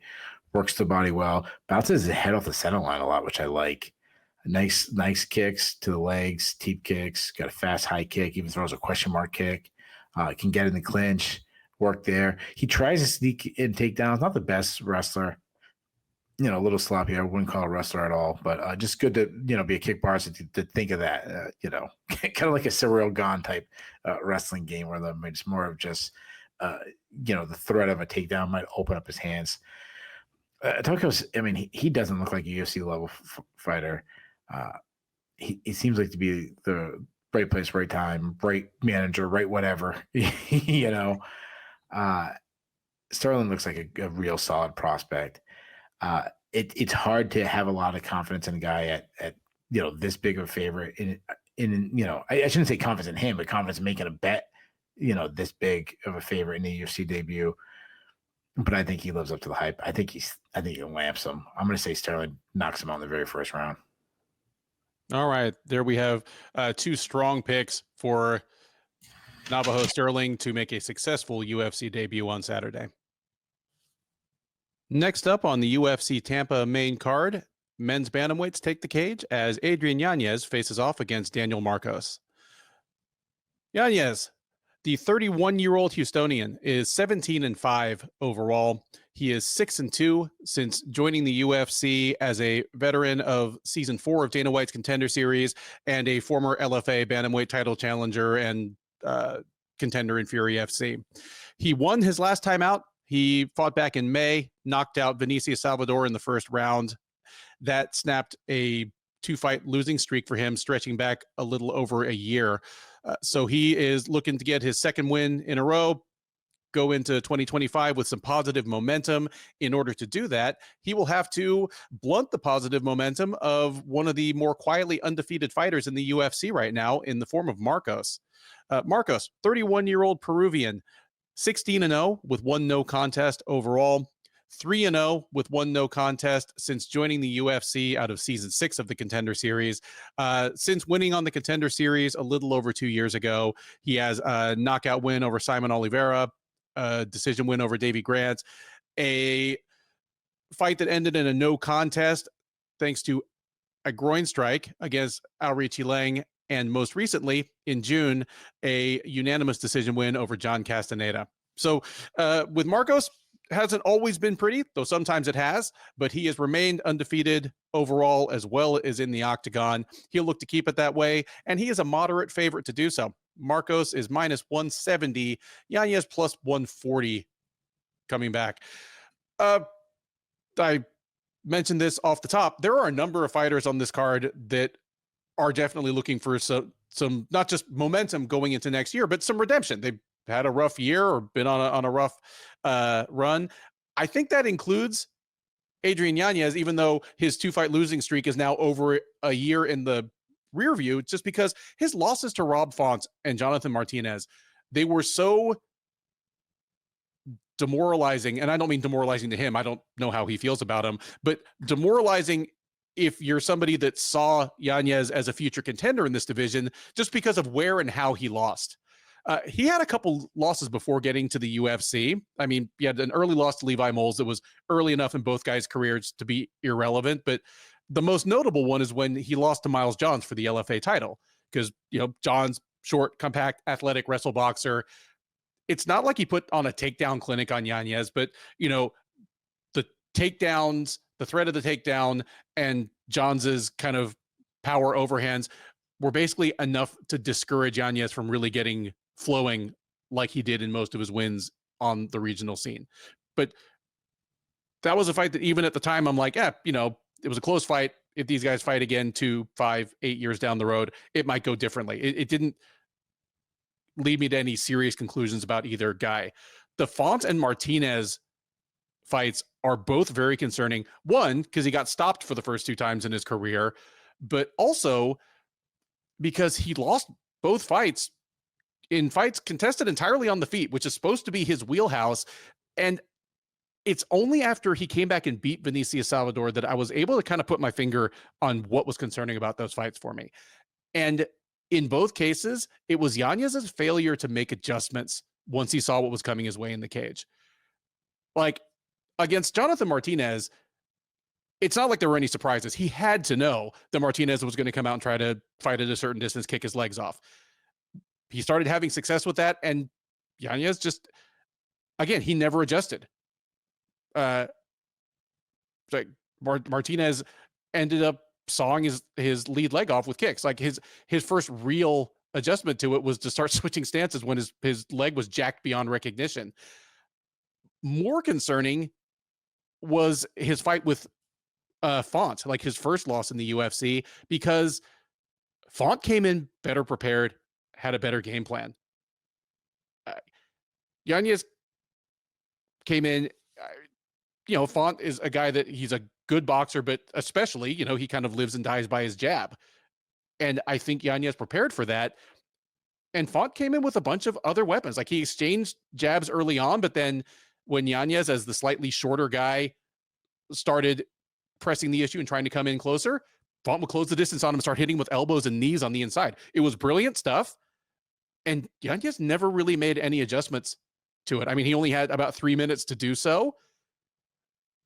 But I mean, the only fight I can think of that shocked me similarly in what happened, how it happened, and the kind of post-mortem is when Lorenz Larkin destroyed Neil Magny about 10 years ago. And again, it took 2 or 3 minutes, and it was just a matter of these fighters are both pretty well-known quantities, but one had a much more successful job of doing tape study on the other one.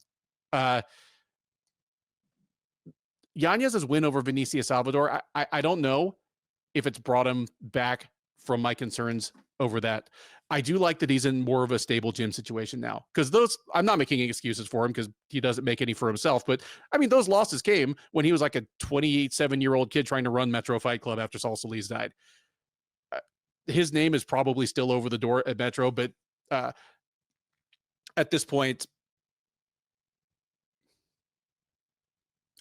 Eve Edwards, you know, is Adrian Yanez's main head coach. He's one of the main head coaches to a lot of the Metro guys. Yanez has to probably be in a more stable situation where maybe he's not having to rely on himself to do all of his own fight prep tactically, strategically. this is all my long way around to saying that if Yanez is back fighting at his best, I think this is a great fight. And it's worth noting that the line is as close as it is, even though Marcos is undefeated.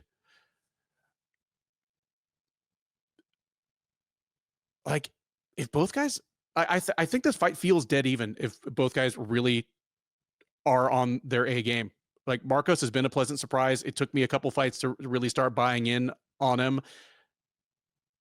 He's powerful, athletic. He likes to contest things on the feet, where he's probably not quite as nifty in a classic boxing sense as Yanez, but he hits harder for sure. And it's going to be 2 weeks in a row where I'm talking myself out of picking the local Houston guy. I think this is a great fight.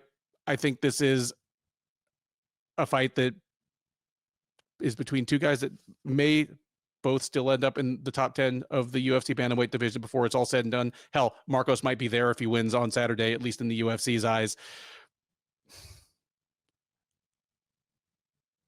But to me, it's a guy that's already on his game against a guy that I'm kind of hoping gets back on his game. Give me Marcos to win a decision here, but I think he's really going to have to work for it. I don't think the Yanez that showed up against Font and just never really got into gear and ended up eating a million elbows and uppercuts and knees. I don't think we see that guy. I think we see a good version of Yanez, but Marcos's power is a little too much to deal with. And again, just I'm not sure that Yanez is the one who'll make better adjustments as the fight goes along. Give me Marcos by decision here, but I think it's enough of a fight that it raises Marcos's stock rather than just continuing to push Yanez's down. I'm a little surprised, man. I thought you were going to take Yanez. Yanez is your boy. He really is. I love the guy. I really enjoy watching him fight, but yeah. When he's on his game, man, the guy is spectacular. I mean, when he's on his game, he's a really, really good striker, very poised, very relaxed. The problem is he can cruise at times, give away rounds, which is concerning. When he lets his hands go, I mean, he's got quick hands. He's accurate. He just touching him, waiting for those openings, then he explodes. Super good at wrapping punches around his opponent as they like pillar.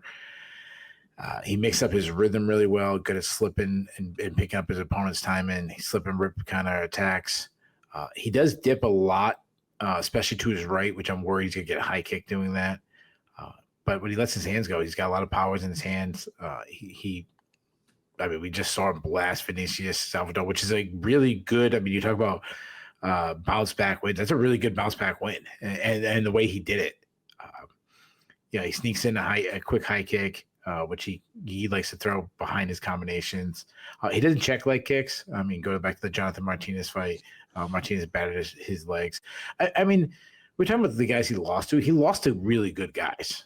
So, you do have to worry a little about his durability. But he was hurt. He was hurt by Rob Font. He's a weak offensive wrestler. He's probably even weaker defensive wrestler, but he's hard to hold down. I mean, like, it was forever ago. You talk about like that little rivalry he had in LFA. Like, Miles Johnson was still probably the best wrestler he's faced, and Johnson took him down, but struggled to keep him down. He's a BJJ black belt that is definitely more of a grappling style to his game when it hits the ground than power wrestler. But he isn't really a big submission artist. Marcos, I mean, this guy's looked good so far in the UFC. I think of the two of us, I've definitely been on Marcos's bandwagon a lot earlier than you were. I'm trying to convince you to come along, and it seems like for you to take Marcos, it seems like you're starting to buy into him a little bit.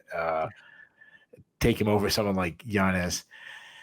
This is a tough test, though. I mean, Marcos is a pressure striker. He's constantly moving forward, stalking his opponents. He fights behind a high guard defense.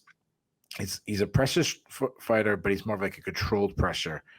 He's really technically sound. I mean, I've described before, he's a bit of a sniper. Quick hands. He keeps everything short and tight. Not a lot of tells. Accurate. He sees his shots well and lands. Throws he throws to spots when he catches opponents. Really intelligent like that. Like if he has his opponent trapped, he'll kind of throw to the escape routes, which is such high level stuff. Similar to Yanez, he just touches until there's an opening. I like the variety of striking. He's never attacking with the same combination. His straight left is beautiful thing. He has good power. He works the body well. He's added like a not recently, but 4 or 5 fights ago, he really started adding kicks in, low kicks, some teep kicks. Not much of an offensive wrestler, but to his credit, he did take Davey Grant down. He was a weaker defensive wrestler, but he showed against John Castaneda that he can now defend takedowns. So I think this fight is so freaking good. Like, you didn't ask me, I was ready for you. Like the one time I prepared for you to be like, hey, what's the one fight you don't want to lose on the card? This is the one I was going to say. I still believe in Yanez to a sense. I think he has some defensive issues. He has a lapse of judgment moments. He has a little bad luck too. Like, I think some of the moments just bad luck. But the raw tools are still there. So I still like him. He worries me the way he rolls with punches and cruises at times. And Marcos, to me, Marcos is not the guy to give rounds to because he gets stronger as the fight goes on. So you got to get up early on him. Yanez is your boy. Marcos is my boy. I'm all over Marcos. I love his striking style. I say he forces Yanez to fight off his back foot. I think he kicks his leg. I think he works his body. I think his volume just gives him the advantage. That's one thing. Yanez is going to have to pick up his pace.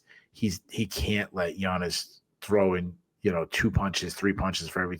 I'm sorry, let Marcos throw 2 or 3 punches to every time he throws one. That won't be good. I don't think Yanez gets stopped, but I think it's going to be a one-sided fight. Give me Marcos by decision. Next up on the UFC on ESPN 63 main card is a light heavyweight matchup between Vitor Petrino and Dustin Jacoby.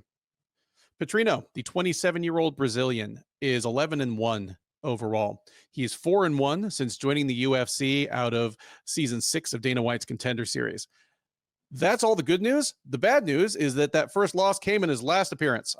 He's already fought twice this year, and the most recent outing was back at UFC 301 in May, where he got guillotined by Anthony Smith in 2 minutes. There's no prettying it up. There you go. He walked in 11-0. He walked out 2 minutes later, 11-1. He'll be looking to prove that was not an indication of where he is as a fighter, so that it was a fluke of some kind. In order to do so, he will have to get past Jacoby, who is looking to turn things around himself. 36-year-old Illinois native, though training out of Colorado, 19-9-1 overall.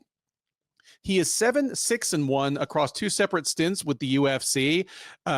He lost 2 fights in the UFC a while ago. We'll talk about that in a minute. But since being back through Dana White's Contender Series season 4, he is 7-4-1. And he started 6-0-1, looked like a blooming contender, but he's lost 4 of his last 5, including his last 2. He fought most recently in June at UFC on ESPN 57, where he got knocked out in the first round by Dominic Reyes, incidentally, in exactly 2 minutes, just like Petrino's last loss. So he's potentially fighting for his job here. Again, he's lost 4 of 5. He is not favored to get it done, as Petrino is a comfortable favorite here. He's -300, Jacoby +240 as your underdog. Keith, I will flip this to you. Who's the real Vitor Petrino? You know what I love about this fight is that we just did Dominic Reyes versus Anthony Smith, and now that we got the losers, it's like the consolation bracket of like a wrestling tournament. Yeah, it totally is. Like they're one thing I'll throw out to you is the guys there's the wrestlebacks. it's surprising to me that Petrino takes his first career loss, and there's no prettying it up. He got guillotined in 2 minutes by an extremely shop-worn Anthony Smith. Yeah. And he'd go on to retire in his very next fight. But from his loss to Smith, he his next booking is against Jacoby, who, even having lost 4 out of 5, is substantially in better condition to compete than Smith is right now. Yeah. Yeah. And he's a huge favorite. Yeah. Oh, what the hell are we doing? Well, it's funny that I bashed it, but wait till you get to my prediction, which I kind of already kind of hinted to. But let me start with Jacoby. To me, like, Jacoby is what he is at this point.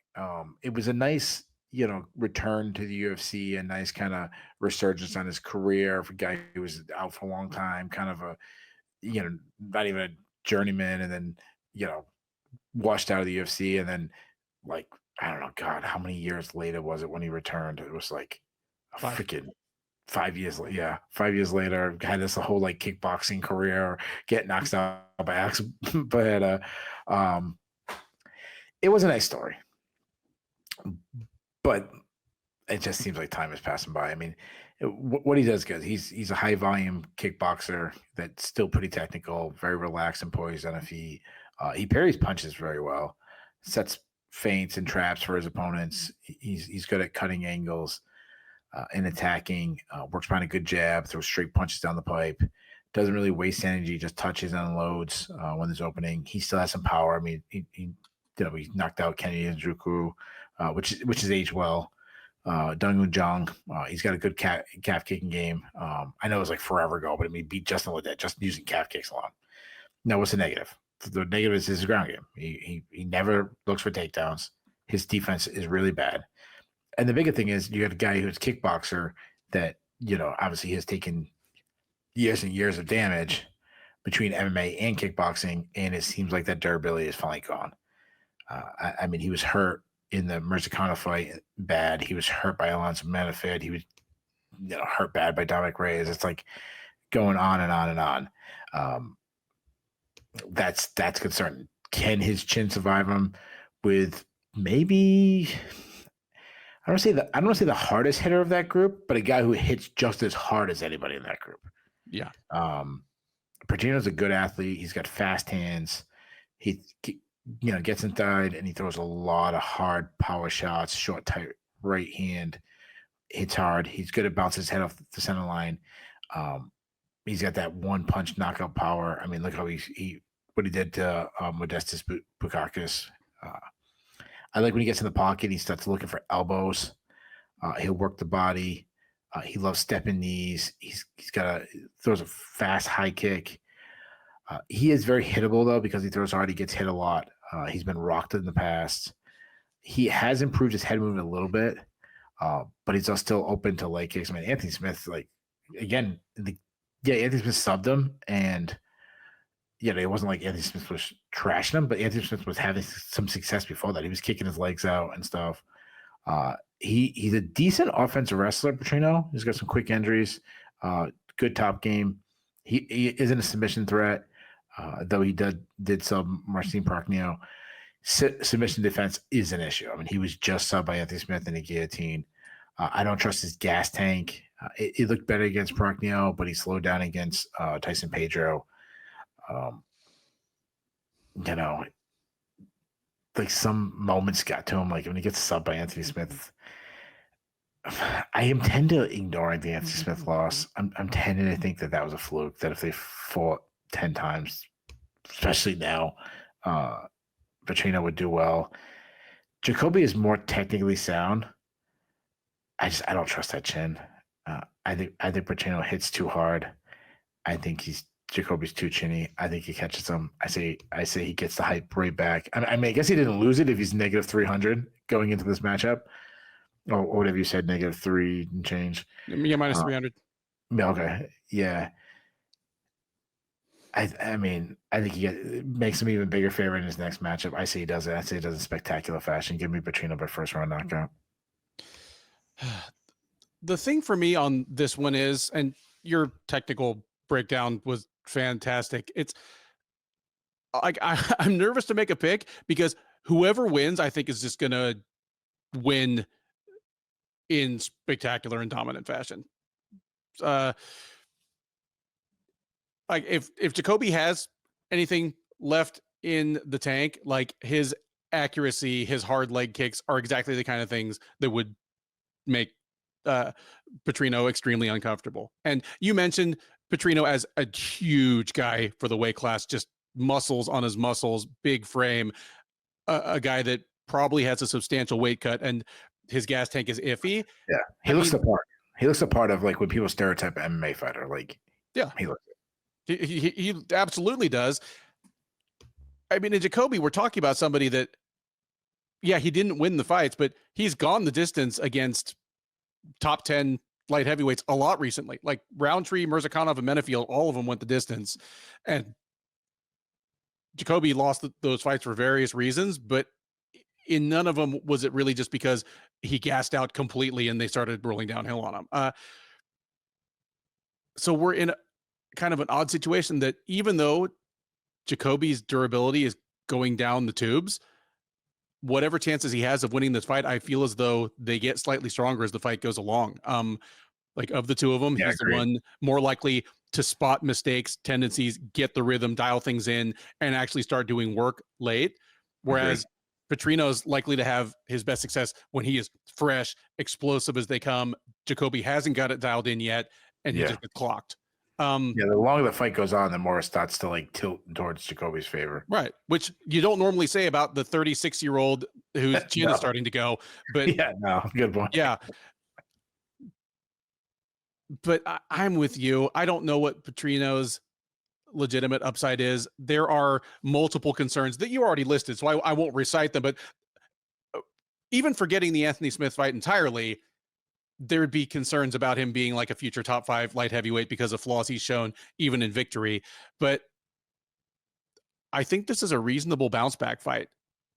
Like, and again, it's more than the bounce back because he's getting somebody who on paper is just as much of a threat as, the 2024 version of Anthony Smith is. But yeah, I think Petrino finds and catches Jacoby early as well. Just the fact that he is going to come forward, put Jacoby on the back foot. Petrino's preferred range is a closer range than where Jacoby usually does his best work. And I think he's going to win that battle. He's going to get inside, catch Jacoby with something big, put him down. And I don't have faith that Jacoby has the recoverability anymore. I have Petrino by first round KO here as well. Third from the top at the UFC's final offering of 2024 is a men's flyweight matchup between Manel Kape and Bruno Silva. Kape, the 31-year-old Angolan, is 19-7 overall. He is 4-3 since joining the UFC as the outgoing Ryzen Fighting Federation flyweight champ, and then after a full year's layoff. He is coming in off a loss. He dropped a unanimous decision to Muhammad Mokaev at UFC 304 back in July. That fight, to say the least, had asterisks all over it, to the point that Mokaev was released from the UFC off of maybe his best career win to date. And prior to that, Kape had been on a 4-fight win streak that had seen him at least begin to fulfill the contender potential everyone assumed he had when he joined the UFC. So he's looking to recapture some of that momentum going into the new year. In order to do so, he will have to get past Silva, one of the more pleasant surprises in the division over the last couple of years. 34-year-old Brazilian is 14-5-2 with 1 no contest overall.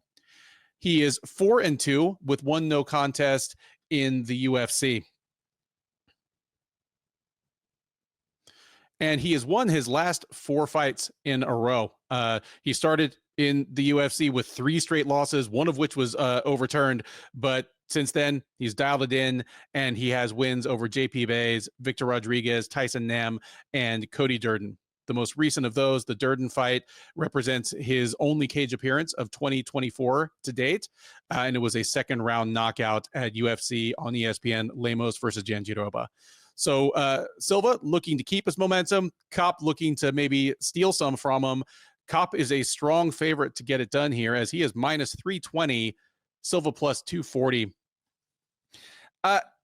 There was no reason to believe that Bruno Silva was going to be anything special when he got to the UFC. I mean, he was a stocky Brazilian flyweight who was already almost 30 years old. Most notable thing about him was that he was a Pitbull Brothers protege, and he actually looked like the third Pitbull brother. I mean, he just looks like you could stack, like Patricio, and then Bruno Silva right next to each other, and they look like brothers. Yeah. But then he lost his first 3 fights in the UFC. And while David Dvorak is a good fighter, and Tagir Ulanbekov is a very good fighter, Khalid Taha isn't an especially good one. And that was a loss for Silva as well that was just overturned because Taha failed his post-fight drug test.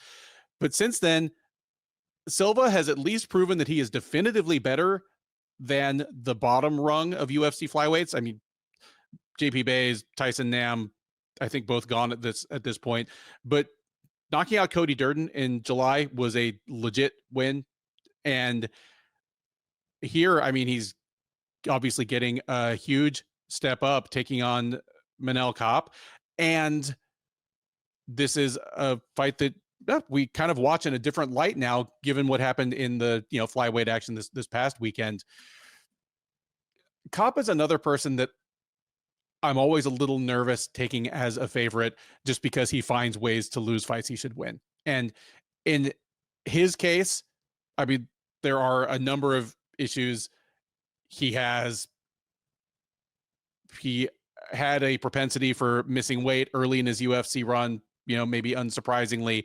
But even now that he seems to have that dialed in, his biggest weakness is when he's in bad Manel Kape mode, he doesn't throw enough volume.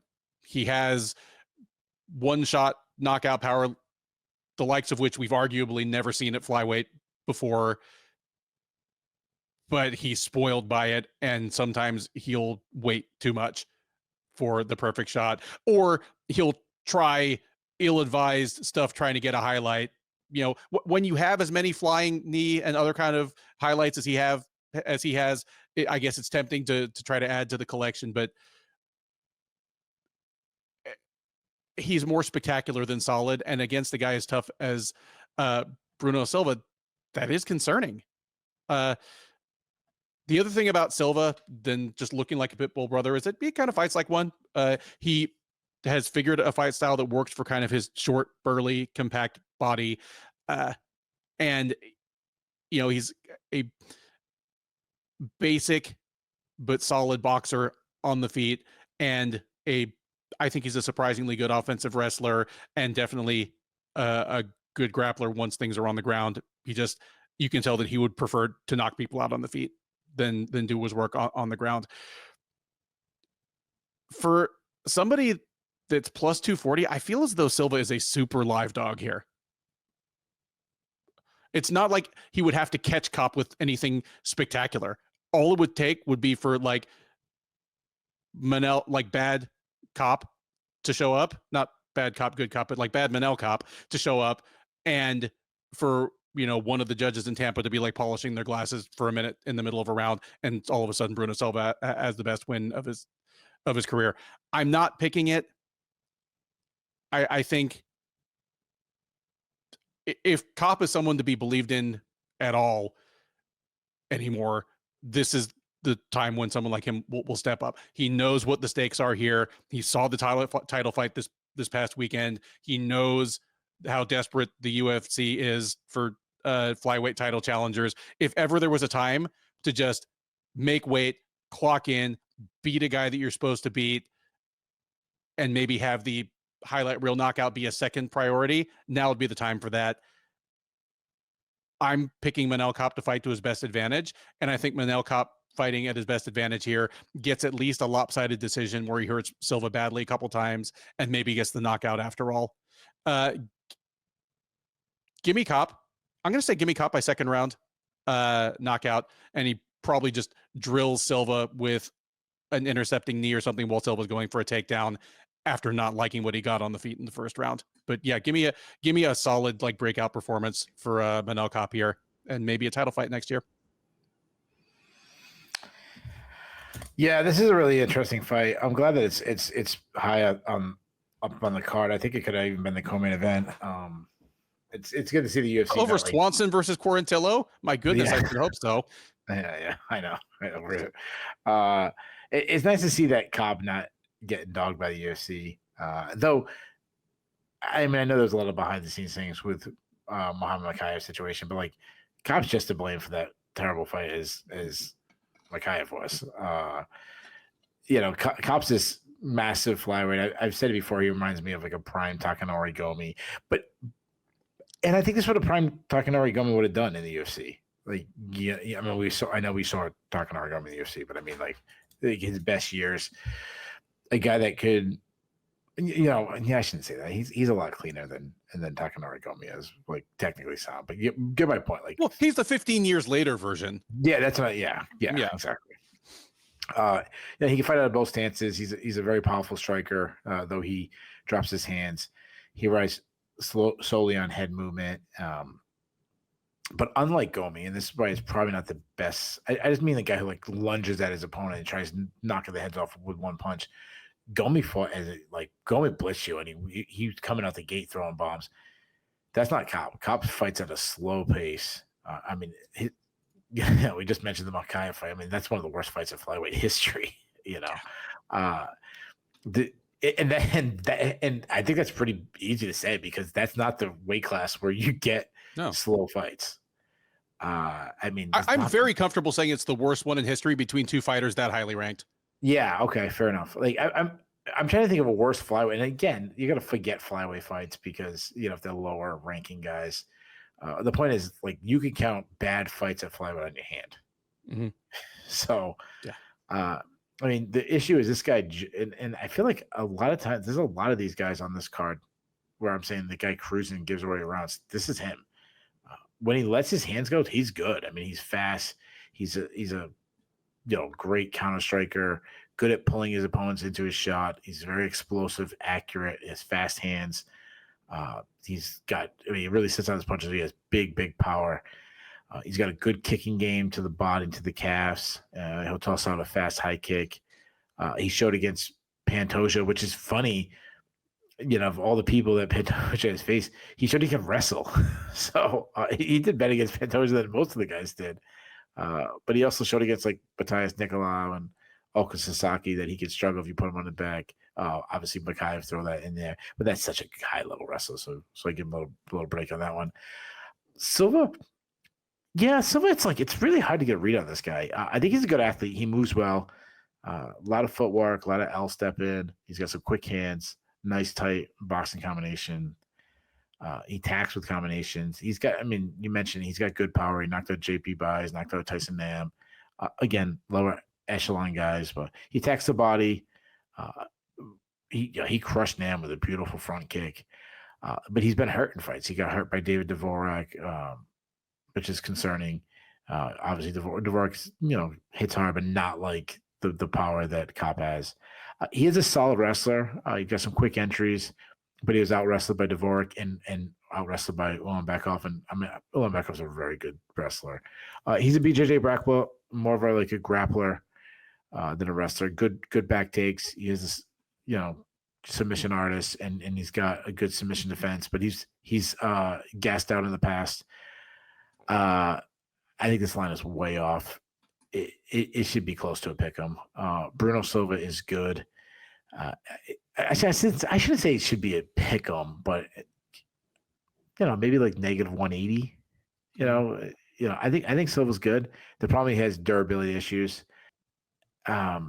I expect, based on his last fight, that Cobb comes out a lot more aggressive due to his his terrible performance in his last fight. I say Cobb hurts Silva. I say he does it with big shot. And I see he does it early. I see he finishes him in the very first round. With that, we arrive at the co-main event of UFC Tampa, a featherweight matchup between Cub Swanson and Billy Quarantillo. Swanson, the freshly turned 41-year-old Californian, is 29-14 overall. He is 14-10 since joining the UFC out of the acquisition of World Extreme Cage Fighting over a decade ago at this point. He has alternated wins and losses in his last 7 fights or so. Actually, both of these guys have. But Swanson's most recent outing, his only outing of 2024 so far, was back in June at UFC 303, where he dropped a split decision to Andre Fili. So if the pattern holds, and he's certainly hoping it is, he'll be back in the win column this week against Quarantillo, who, again, is in a similar situation. 36-year-old longtime Floridian. In fact, I believe the only fighter on the entire card who actually lives and trains in Tampa, which is probably why this is the co-main event.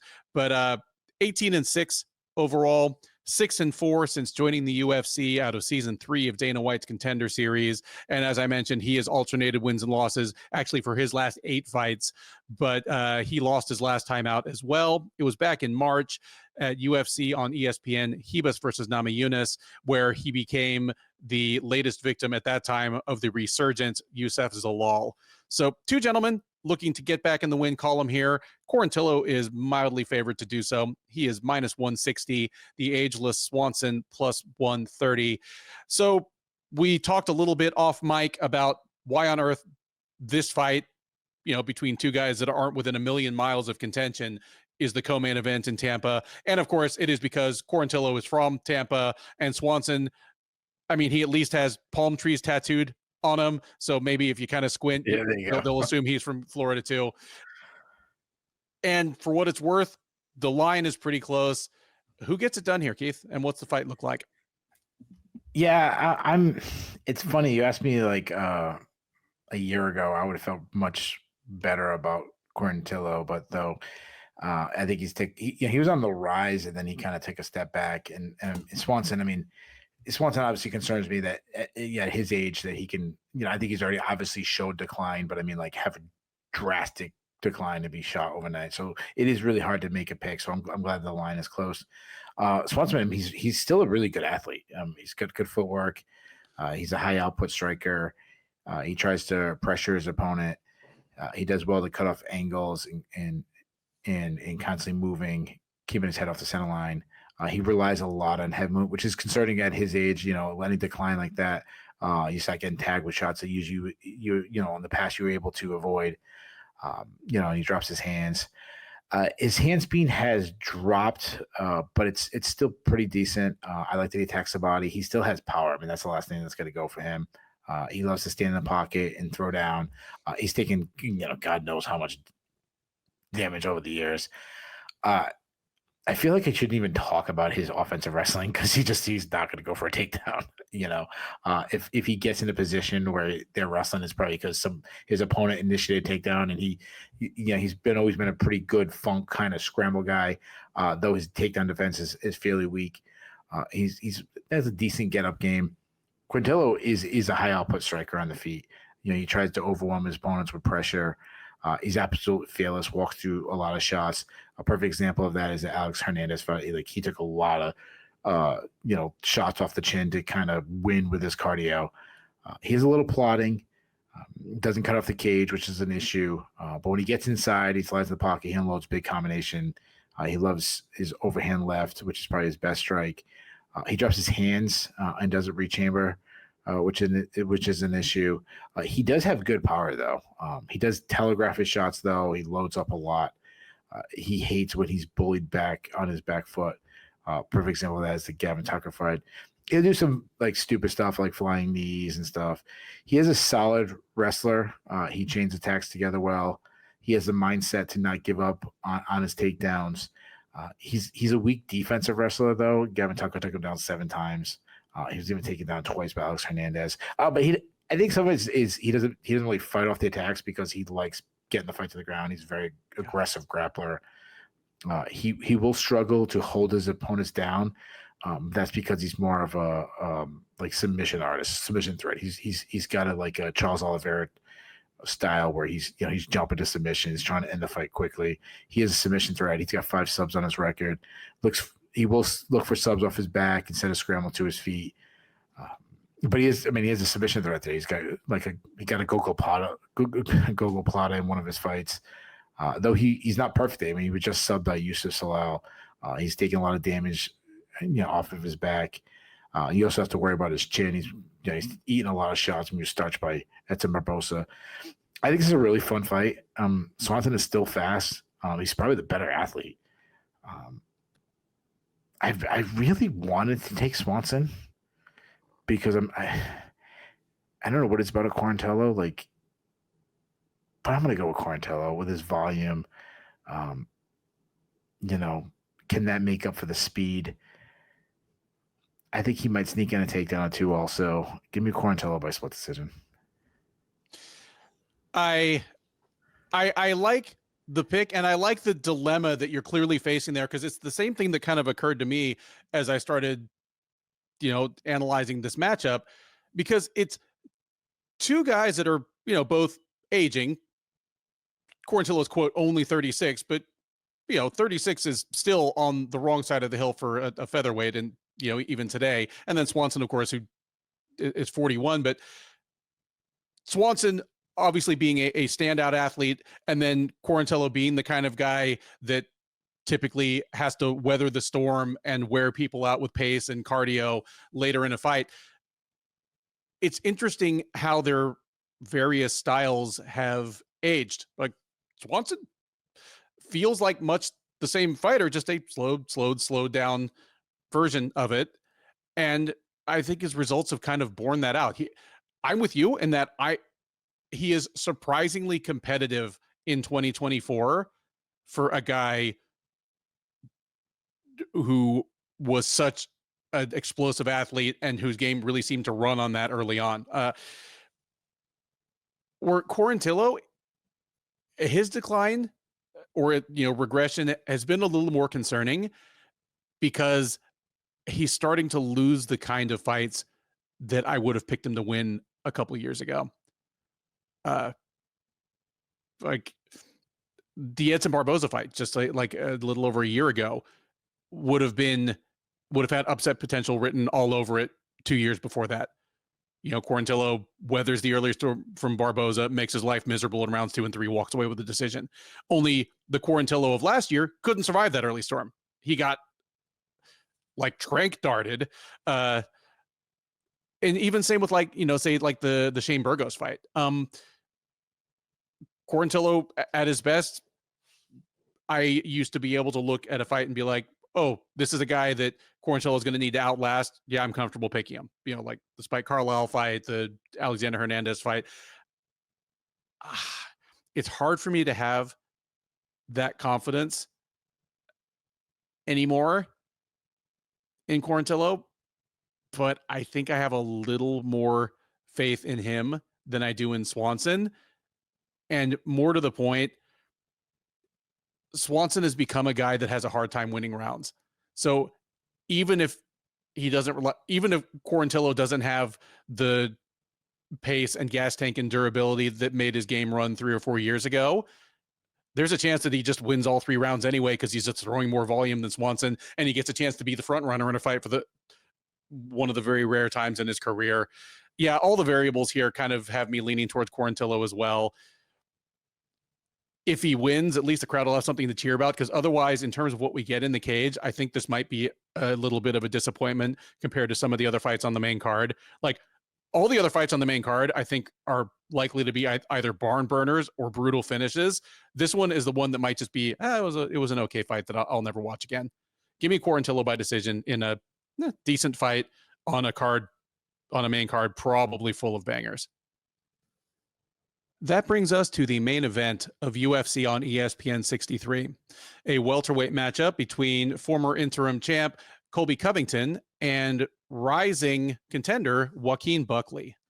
Covington, the 36-year-old Oregonian, though he is the king of Miami now, 17-4 overall, 12-4 in the UFC. As I mentioned, he is a former UFC interim welterweight champ, though his interim reign literally lasted like 3 months. He was given an interim belt because the UFC was mad at Tyron Woodley when he made them mad by pulling out of a fight 3 months later. They stripped him. So at any rate, he is coming in here off a loss, and it was almost exactly a year ago. He fought Leon Edwards at UFC 296 last December, coming out on the wrong end of a unanimous decision. Prior to that, you have to go all the way back to March of 2022 when he had his grudge match with Jorge Masvidal, won a unanimous decision, and Masvidal may or may not have assaulted him in the time between that and his next fight.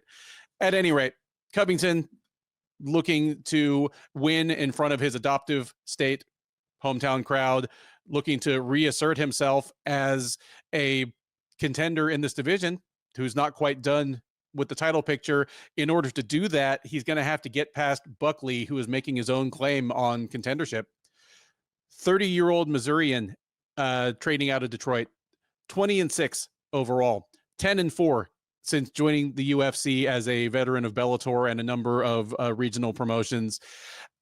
After being kind of a win 2, lose 1 highlight reel staple for the first several years of his UFC run, he is now on a 5-fight win streak that has included some solid competitors and a couple of decently big names. He's already fought 3 times this year, and he has knocked out Vicente Luque, taken a unanimous decision over Nursultan Ruzaboyev, and knocked out Stephen Thompson. The third and most recent of those, the Thompson fight, was back in October at UFC 307. He's going to look to make it 4 in a row and kind of quietly elbow close to the front of the line for a welterweight title shot. And he is comfortably favored to do so. Buckley is minus 270, Covington plus 220. I have to imagine that is the biggest underdog Colby Covington has been in a non-title fight in his entire UFC run. Yeah, it's got to be. And part of it is going to be due to how Buckley has looked. You know, I've said this about a few fighters in the UFC. Michel Pereira, probably the most notable example, as a guy who defied the early pigeonhole he was put in, buckle down a little bit, and become an actual contender instead of just a curiosity. Like, you know, Michel Pereira seemed like a goofball who was going to give us some great highlights. And then all of a sudden he started just winning fights while remaining pretty entertaining. Same with Buckley. Like, it seemed like Buckley was going to be a guy that would give us a knockout of the year, if not knockout of all time contender, once every year or so, but was too kind of limited to really string together enough wins to make his way into title contention in one of the toughest divisions in the sport to do that. But not the case anymore. He's got 5 straight dominant wins where he's either destroyed people or had them so obviously wary of getting destroyed that they didn't pull the trigger against him. In this fight, they have set Buckley up with somebody who can absolutely propel him to the front of the line if Buckley destroys him. But, you know, Covington's name still carries a certain amount of currency. It's a logical next step for Buckley's title aspirations. And maybe he's running into him at the right time, because if these guys had fought a year ago, like say after the Masvidal fight, after Covington got sucker punched by Masvidal, had all the dental and jaw work, but before the Leon Edwards fight, I don't know what the line would have been, but I would have been pretty comfortable leaning Covington either as the favorite or as whatever kind of upset it would be, just because like Buckley's having an incredible run. And part of it is down to improved preparation, improved fight IQ, probably better coaching. But in terms of his overall skill set and physical gifts, he's basically the same guy he's been his whole career. And the first time I really watched Joaquin Buckley fight, he got absolutely wrestle-fucked by Logan Storley over in Bellator. And Storley checks most of the boxes to be a poor man's Colby Covington. An undersized guy for the division who gets by on outstanding technical wrestling, incredible pace, and very solid technical striking that tends to be more high volume than high power. Like that's the entire scouting report on Colby Covington right there. So for Buckley to be almost a 3-1 favorite here, and for me or anyone else to be leaning towards him making it 6 wins in a row against him, either we're saying that Covington is a different guy now, that he's 36, going to be 37 in a couple months, has had his jaw broken in the cage and his teeth knocked out outside of the cage within the last 4 years, that he's all of a sudden just turned into a lesser version of the fighter he was. Because otherwise, like, Covington is actually extremely hard to hurt with strikes. You think of some of the people he's been in the cage against, like, yeah, Usman TKO'd him in their first fight, but one, as Keith, will probably point out, it was a much closer and more competitive fight than anybody remembers, especially if all you remember is the finish. Oh, yeah, close. And Usman, one of the hardest hitting, best strikers in the history of the division at that point, had to hit Covington a million times to really, really hurt him. Yeah. Like, Covington has just made, whatever you think of the guy's personality, he is a consummate professional in the cage. And up until very recently, the guy was made of Kevlar and titanium. He was hard to cut. He was hard to hurt. I guess Covington could go out and get spinning heel kicked on the jaw and be like dead on the ground in 2 minutes. But I have a hard time picturing that. I think if Buckley beats Covington, it's going to be more like Buckley's win over Alex Morono, where Morono, uncharacteristic for him, just didn't engage. Like, Alex Morono has a ton of fights some of his losses where he got KO'd by getting into a close quarters brawl with somebody that he maybe shouldn't have. He has much fewer fights where he loses because he kind of was gun shy, wouldn't pull the trigger, wouldn't get into range. But if Buckley beats Covington, I bet it looks more like that, where Covington eats a couple glancing blows early on, and all of a sudden his volume dries up and he doesn't try shooting takedowns. And as one of the few guys in the division that doesn't have much of a height and reach advantage over Buckley, he's just stuck in no man's land where he can't really get anything going offensively. I think if Buckley wins, it probably looks more like that than just a starching that the UFC can use to justify Buckley as a title contender going forward. Again, if Covington... The funny thing about Covington and Masvidal, for how much they apparently hate each other or like each other, then hate each other, is how similar both of their tracks were, because they both kind of became superstars mid to late in their career. And as soon as they did, they stopped fighting. Like they both went from like 3 or 4 time a year fighters to 1 time a year fighters right at the time when they could have really started socking away some money fighting. Those are the things that make me concerned about Covington, that he may not be the finely tuned machine that he was in his competitive prime a couple of years ago. Those are all the things that, even though I still see upset value here, make me not want to pick it. Give me Buckley to win a decision here. And honestly, I think it's more of a tense, tentative feeling, ho-hum type decision, especially considering that it's Covington in Florida. I think he's going to be a huge favorite here.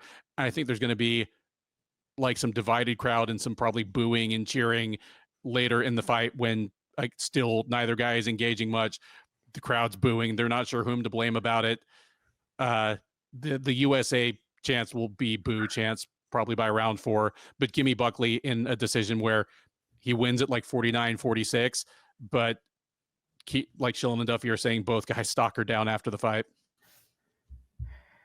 Do you think that the Trumpster will make the trip from Mar-a-Lago to Tampa to show his love for Colby? I think it's actually likely.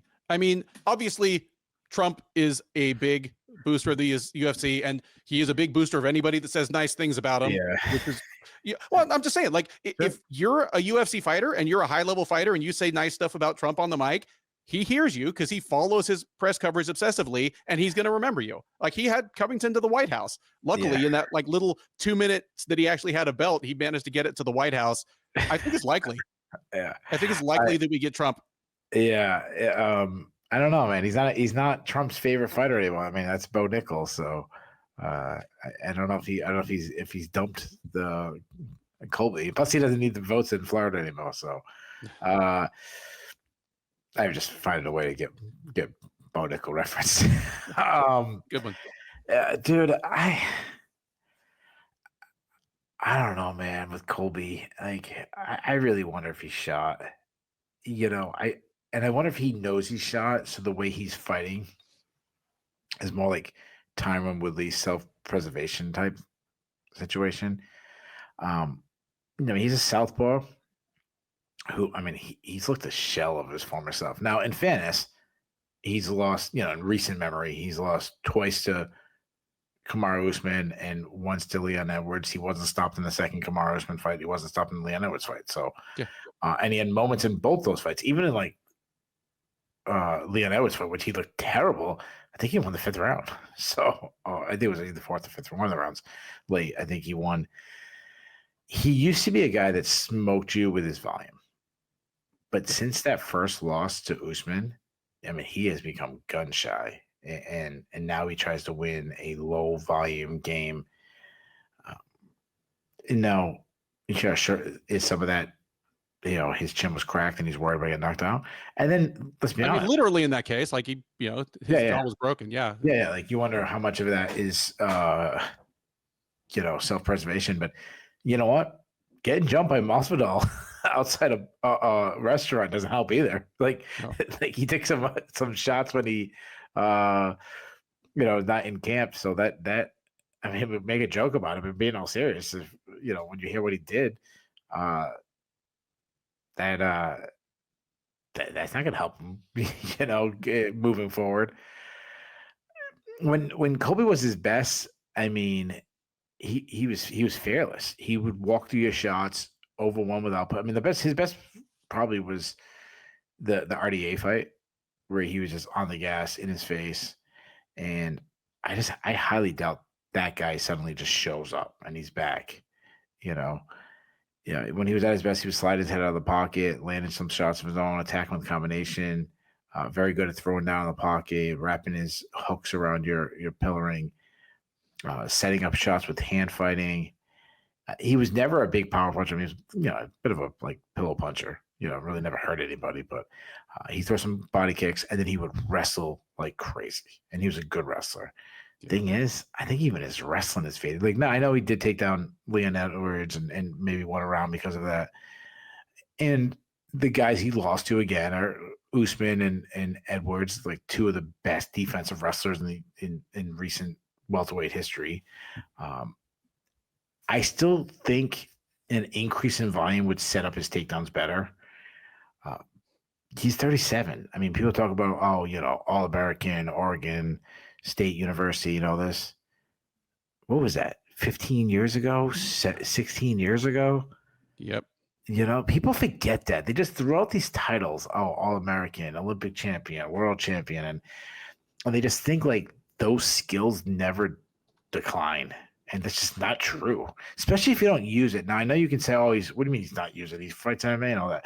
But you're not in the gym. You're not grinding with, wrestlers at Iowa and Penn State and Virginia Tech and, going to the Cliff Keen and different tournaments and stuff. And not to mention, it is, I mean, obviously, I think for a base, I think wrestling's the best transition over to MMA.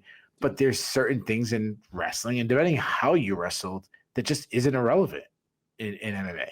Your stance. I mean, no one's crouching down in the stance. Nobody's doing tilts. Nobody's riding on top, and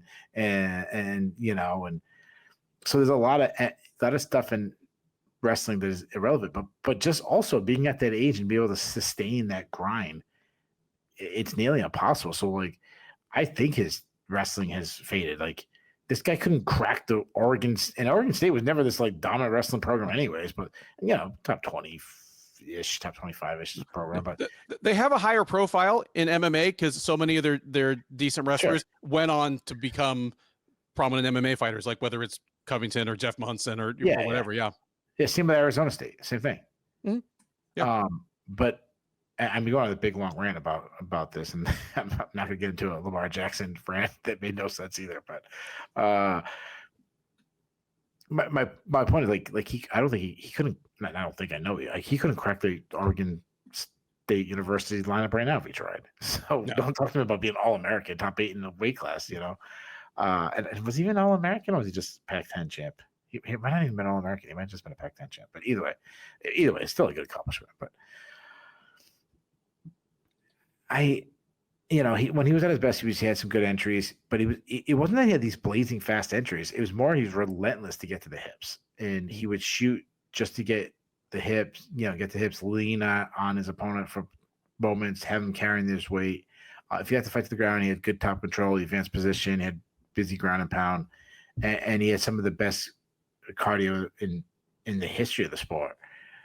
I just don't think that's true anymore, and now the question is, has he looked so bad because of who he faced, or has he looked so bad because he's no longer that good? Walking Buckley, obviously, I feel like I think he has added some skills to when he first showed up in the scene, but I think a general point is there. Like he's not this dynamic. I think he's sharpened some things and had a better mindset and more like game planning. Yeah, he's a great athlete. He moves well. He's hard to hit because he avoids strikes just by not being there. When he's pressing, he's cutting the cage off well. Good lateral movement. He moves his spot in where he's throwing, so opponents don't really see where he's coming. Kind of bounces his head off the center line, and trapping his opponents, like we saw that against Stephen Thompson late in a fight that he needed to come from behind on. He's a southpaw. He's got some good output on the feet, fast hands, kind of explodes at his opponents. Good at darting in, escaping out of range before being countered. He's got a beautiful straight right. He messages shots well. He also has a lot of powerful hooks. Great ability to land power shots in small spaces. He has really big power when he does land, and we've seen that. Very bob and weave style. Uses feints well to set up his knockout shots. We saw that against Jordan Wright in their fight. He will roll with punches sometimes, which is concerning. I like that he attacks the body. He's got a quick high kick. Knocked out Andre Fili with a high kick. Not a bad wrestler at all. More of a GSP, like kind of blast through, get to the second level of the hips. Second level while you're driving through the hips. Then like a chain wrestling kind of wrestler. He also gets to the clinch. He gets some body lock takedowns. He got hit 5 takedowns on Abdul Razak Al Hassan. He needs to improve his top game. His takedown defense is inconsistent, but he did stuff some takedowns from Albert Duraev, so that's good. And I like his cardio. The way he fights, you'd think he'd be someone to fade, but he got a 3rd round TKO in the elevation in Utah in his last fight, so I think there's something to be said about that. Man, so Buckley to me is the highest level guy in the UFC that Covington still has a shot against. If he isn't completely shot, if he's just the 3rd best welterweight in the world, and he just happens to be like Leon Edwards and Kamaru Usman's better than him, then he beats Buckley. I mean, obviously, I just call him the 3rd best, but how true is that? I feel like Buckley's on the rise and Covington's on the decline. If they fought 2 years ago, I think Covington probably would have ragdolled Buckley. I'm with you. Yeah, Usman, obviously knocked him out, and Edwards has the power, and those two guys have the power. But Buckley has the knockout power as much as those guys. He could, if anybody could starch Colby, I think Buckley's that kind of guy. Oh, goodness, yes. Yeah, I mean, he could. So that guy could knock out a freaking rhino. But I really want to take a knockout. Not like I'm rooting against Colby or anything like that, but I mean, like, just my stance on like Colby, like he's done, And obviously for entertainment purposes, I don't want to watch a 25-minute fight where Colby's not pulling the trigger and we get like very similar to Leon Edwards. I have the same feeling. I just think Colby's going to try to fight a fight where he doesn't get hit a lot. He tries sneaking out rounds late, hoping low action. And I think Buckley kind of gives him that fight. I think Buckley cuts the angles a lot, footwork, maybe kicks, maybe throws a jab from distance, moves. They might get some clinch battles. But I think we have a low output fight, and I still think it favors Buckley. Give me Buckley by decision. And a really fight. And that is it. The Sherdog Radio Network preview for UFC on ESPN 63, Covington versus Buckley, also known as UFC Tampa, also known as the last UFC card of the year, and maybe the last major card in MMA this year, period, as the usual Ryzen Bellator New Year's Eve extravaganza looks like it might have evaporated before our very eyes. I've been Ben. He has been Keith. If this is your first time watching or listening to one of our previews, first of all, thank you. We hope you enjoyed it. We do our best to bring you a mix of in-depth analysis and occasional humorous or historical asides that we think is pretty unique in this industry. Please do like, subscribe. Neither of those things cost you anything. They make our bosses happy, and they allow us to continue bringing this content to you free of charge. Drop us a comment. Keith and I both man the comment section. We'd love to hear your take on these fights. I picked a bunch of upsets, including a couple of the biggest upsets I've picked all year. On Keith's side, when I said you don't talk about a no-hitter, this is why. But yeah, let us know your take on these fights. We'd love to hear if you think we're, way out on a limb on some of them. But most importantly, join us on the recap. We are live on the Sherdog YouTube page right after the main event. Keith will take the captain's chair. We'll talk about all 13 of these fights in reverse order, from the main event all the way down to the curtain jerker, talking about what was good, what was bad, what was surprising, what was controversial. There's always something, hopefully not quite as bad as UFC 310 last weekend. And talking with you. The live chat on the YouTube page is open that whole time, so we are taking your questions, your comments, and your hot takes in real time. We have a growing community of friends that hang out with us after the fights, and we would love for you to be part of it. Between now and then, thank you once again for listening. Enjoy the rest of your week, and by all means, enjoy these fights. I really did. I really.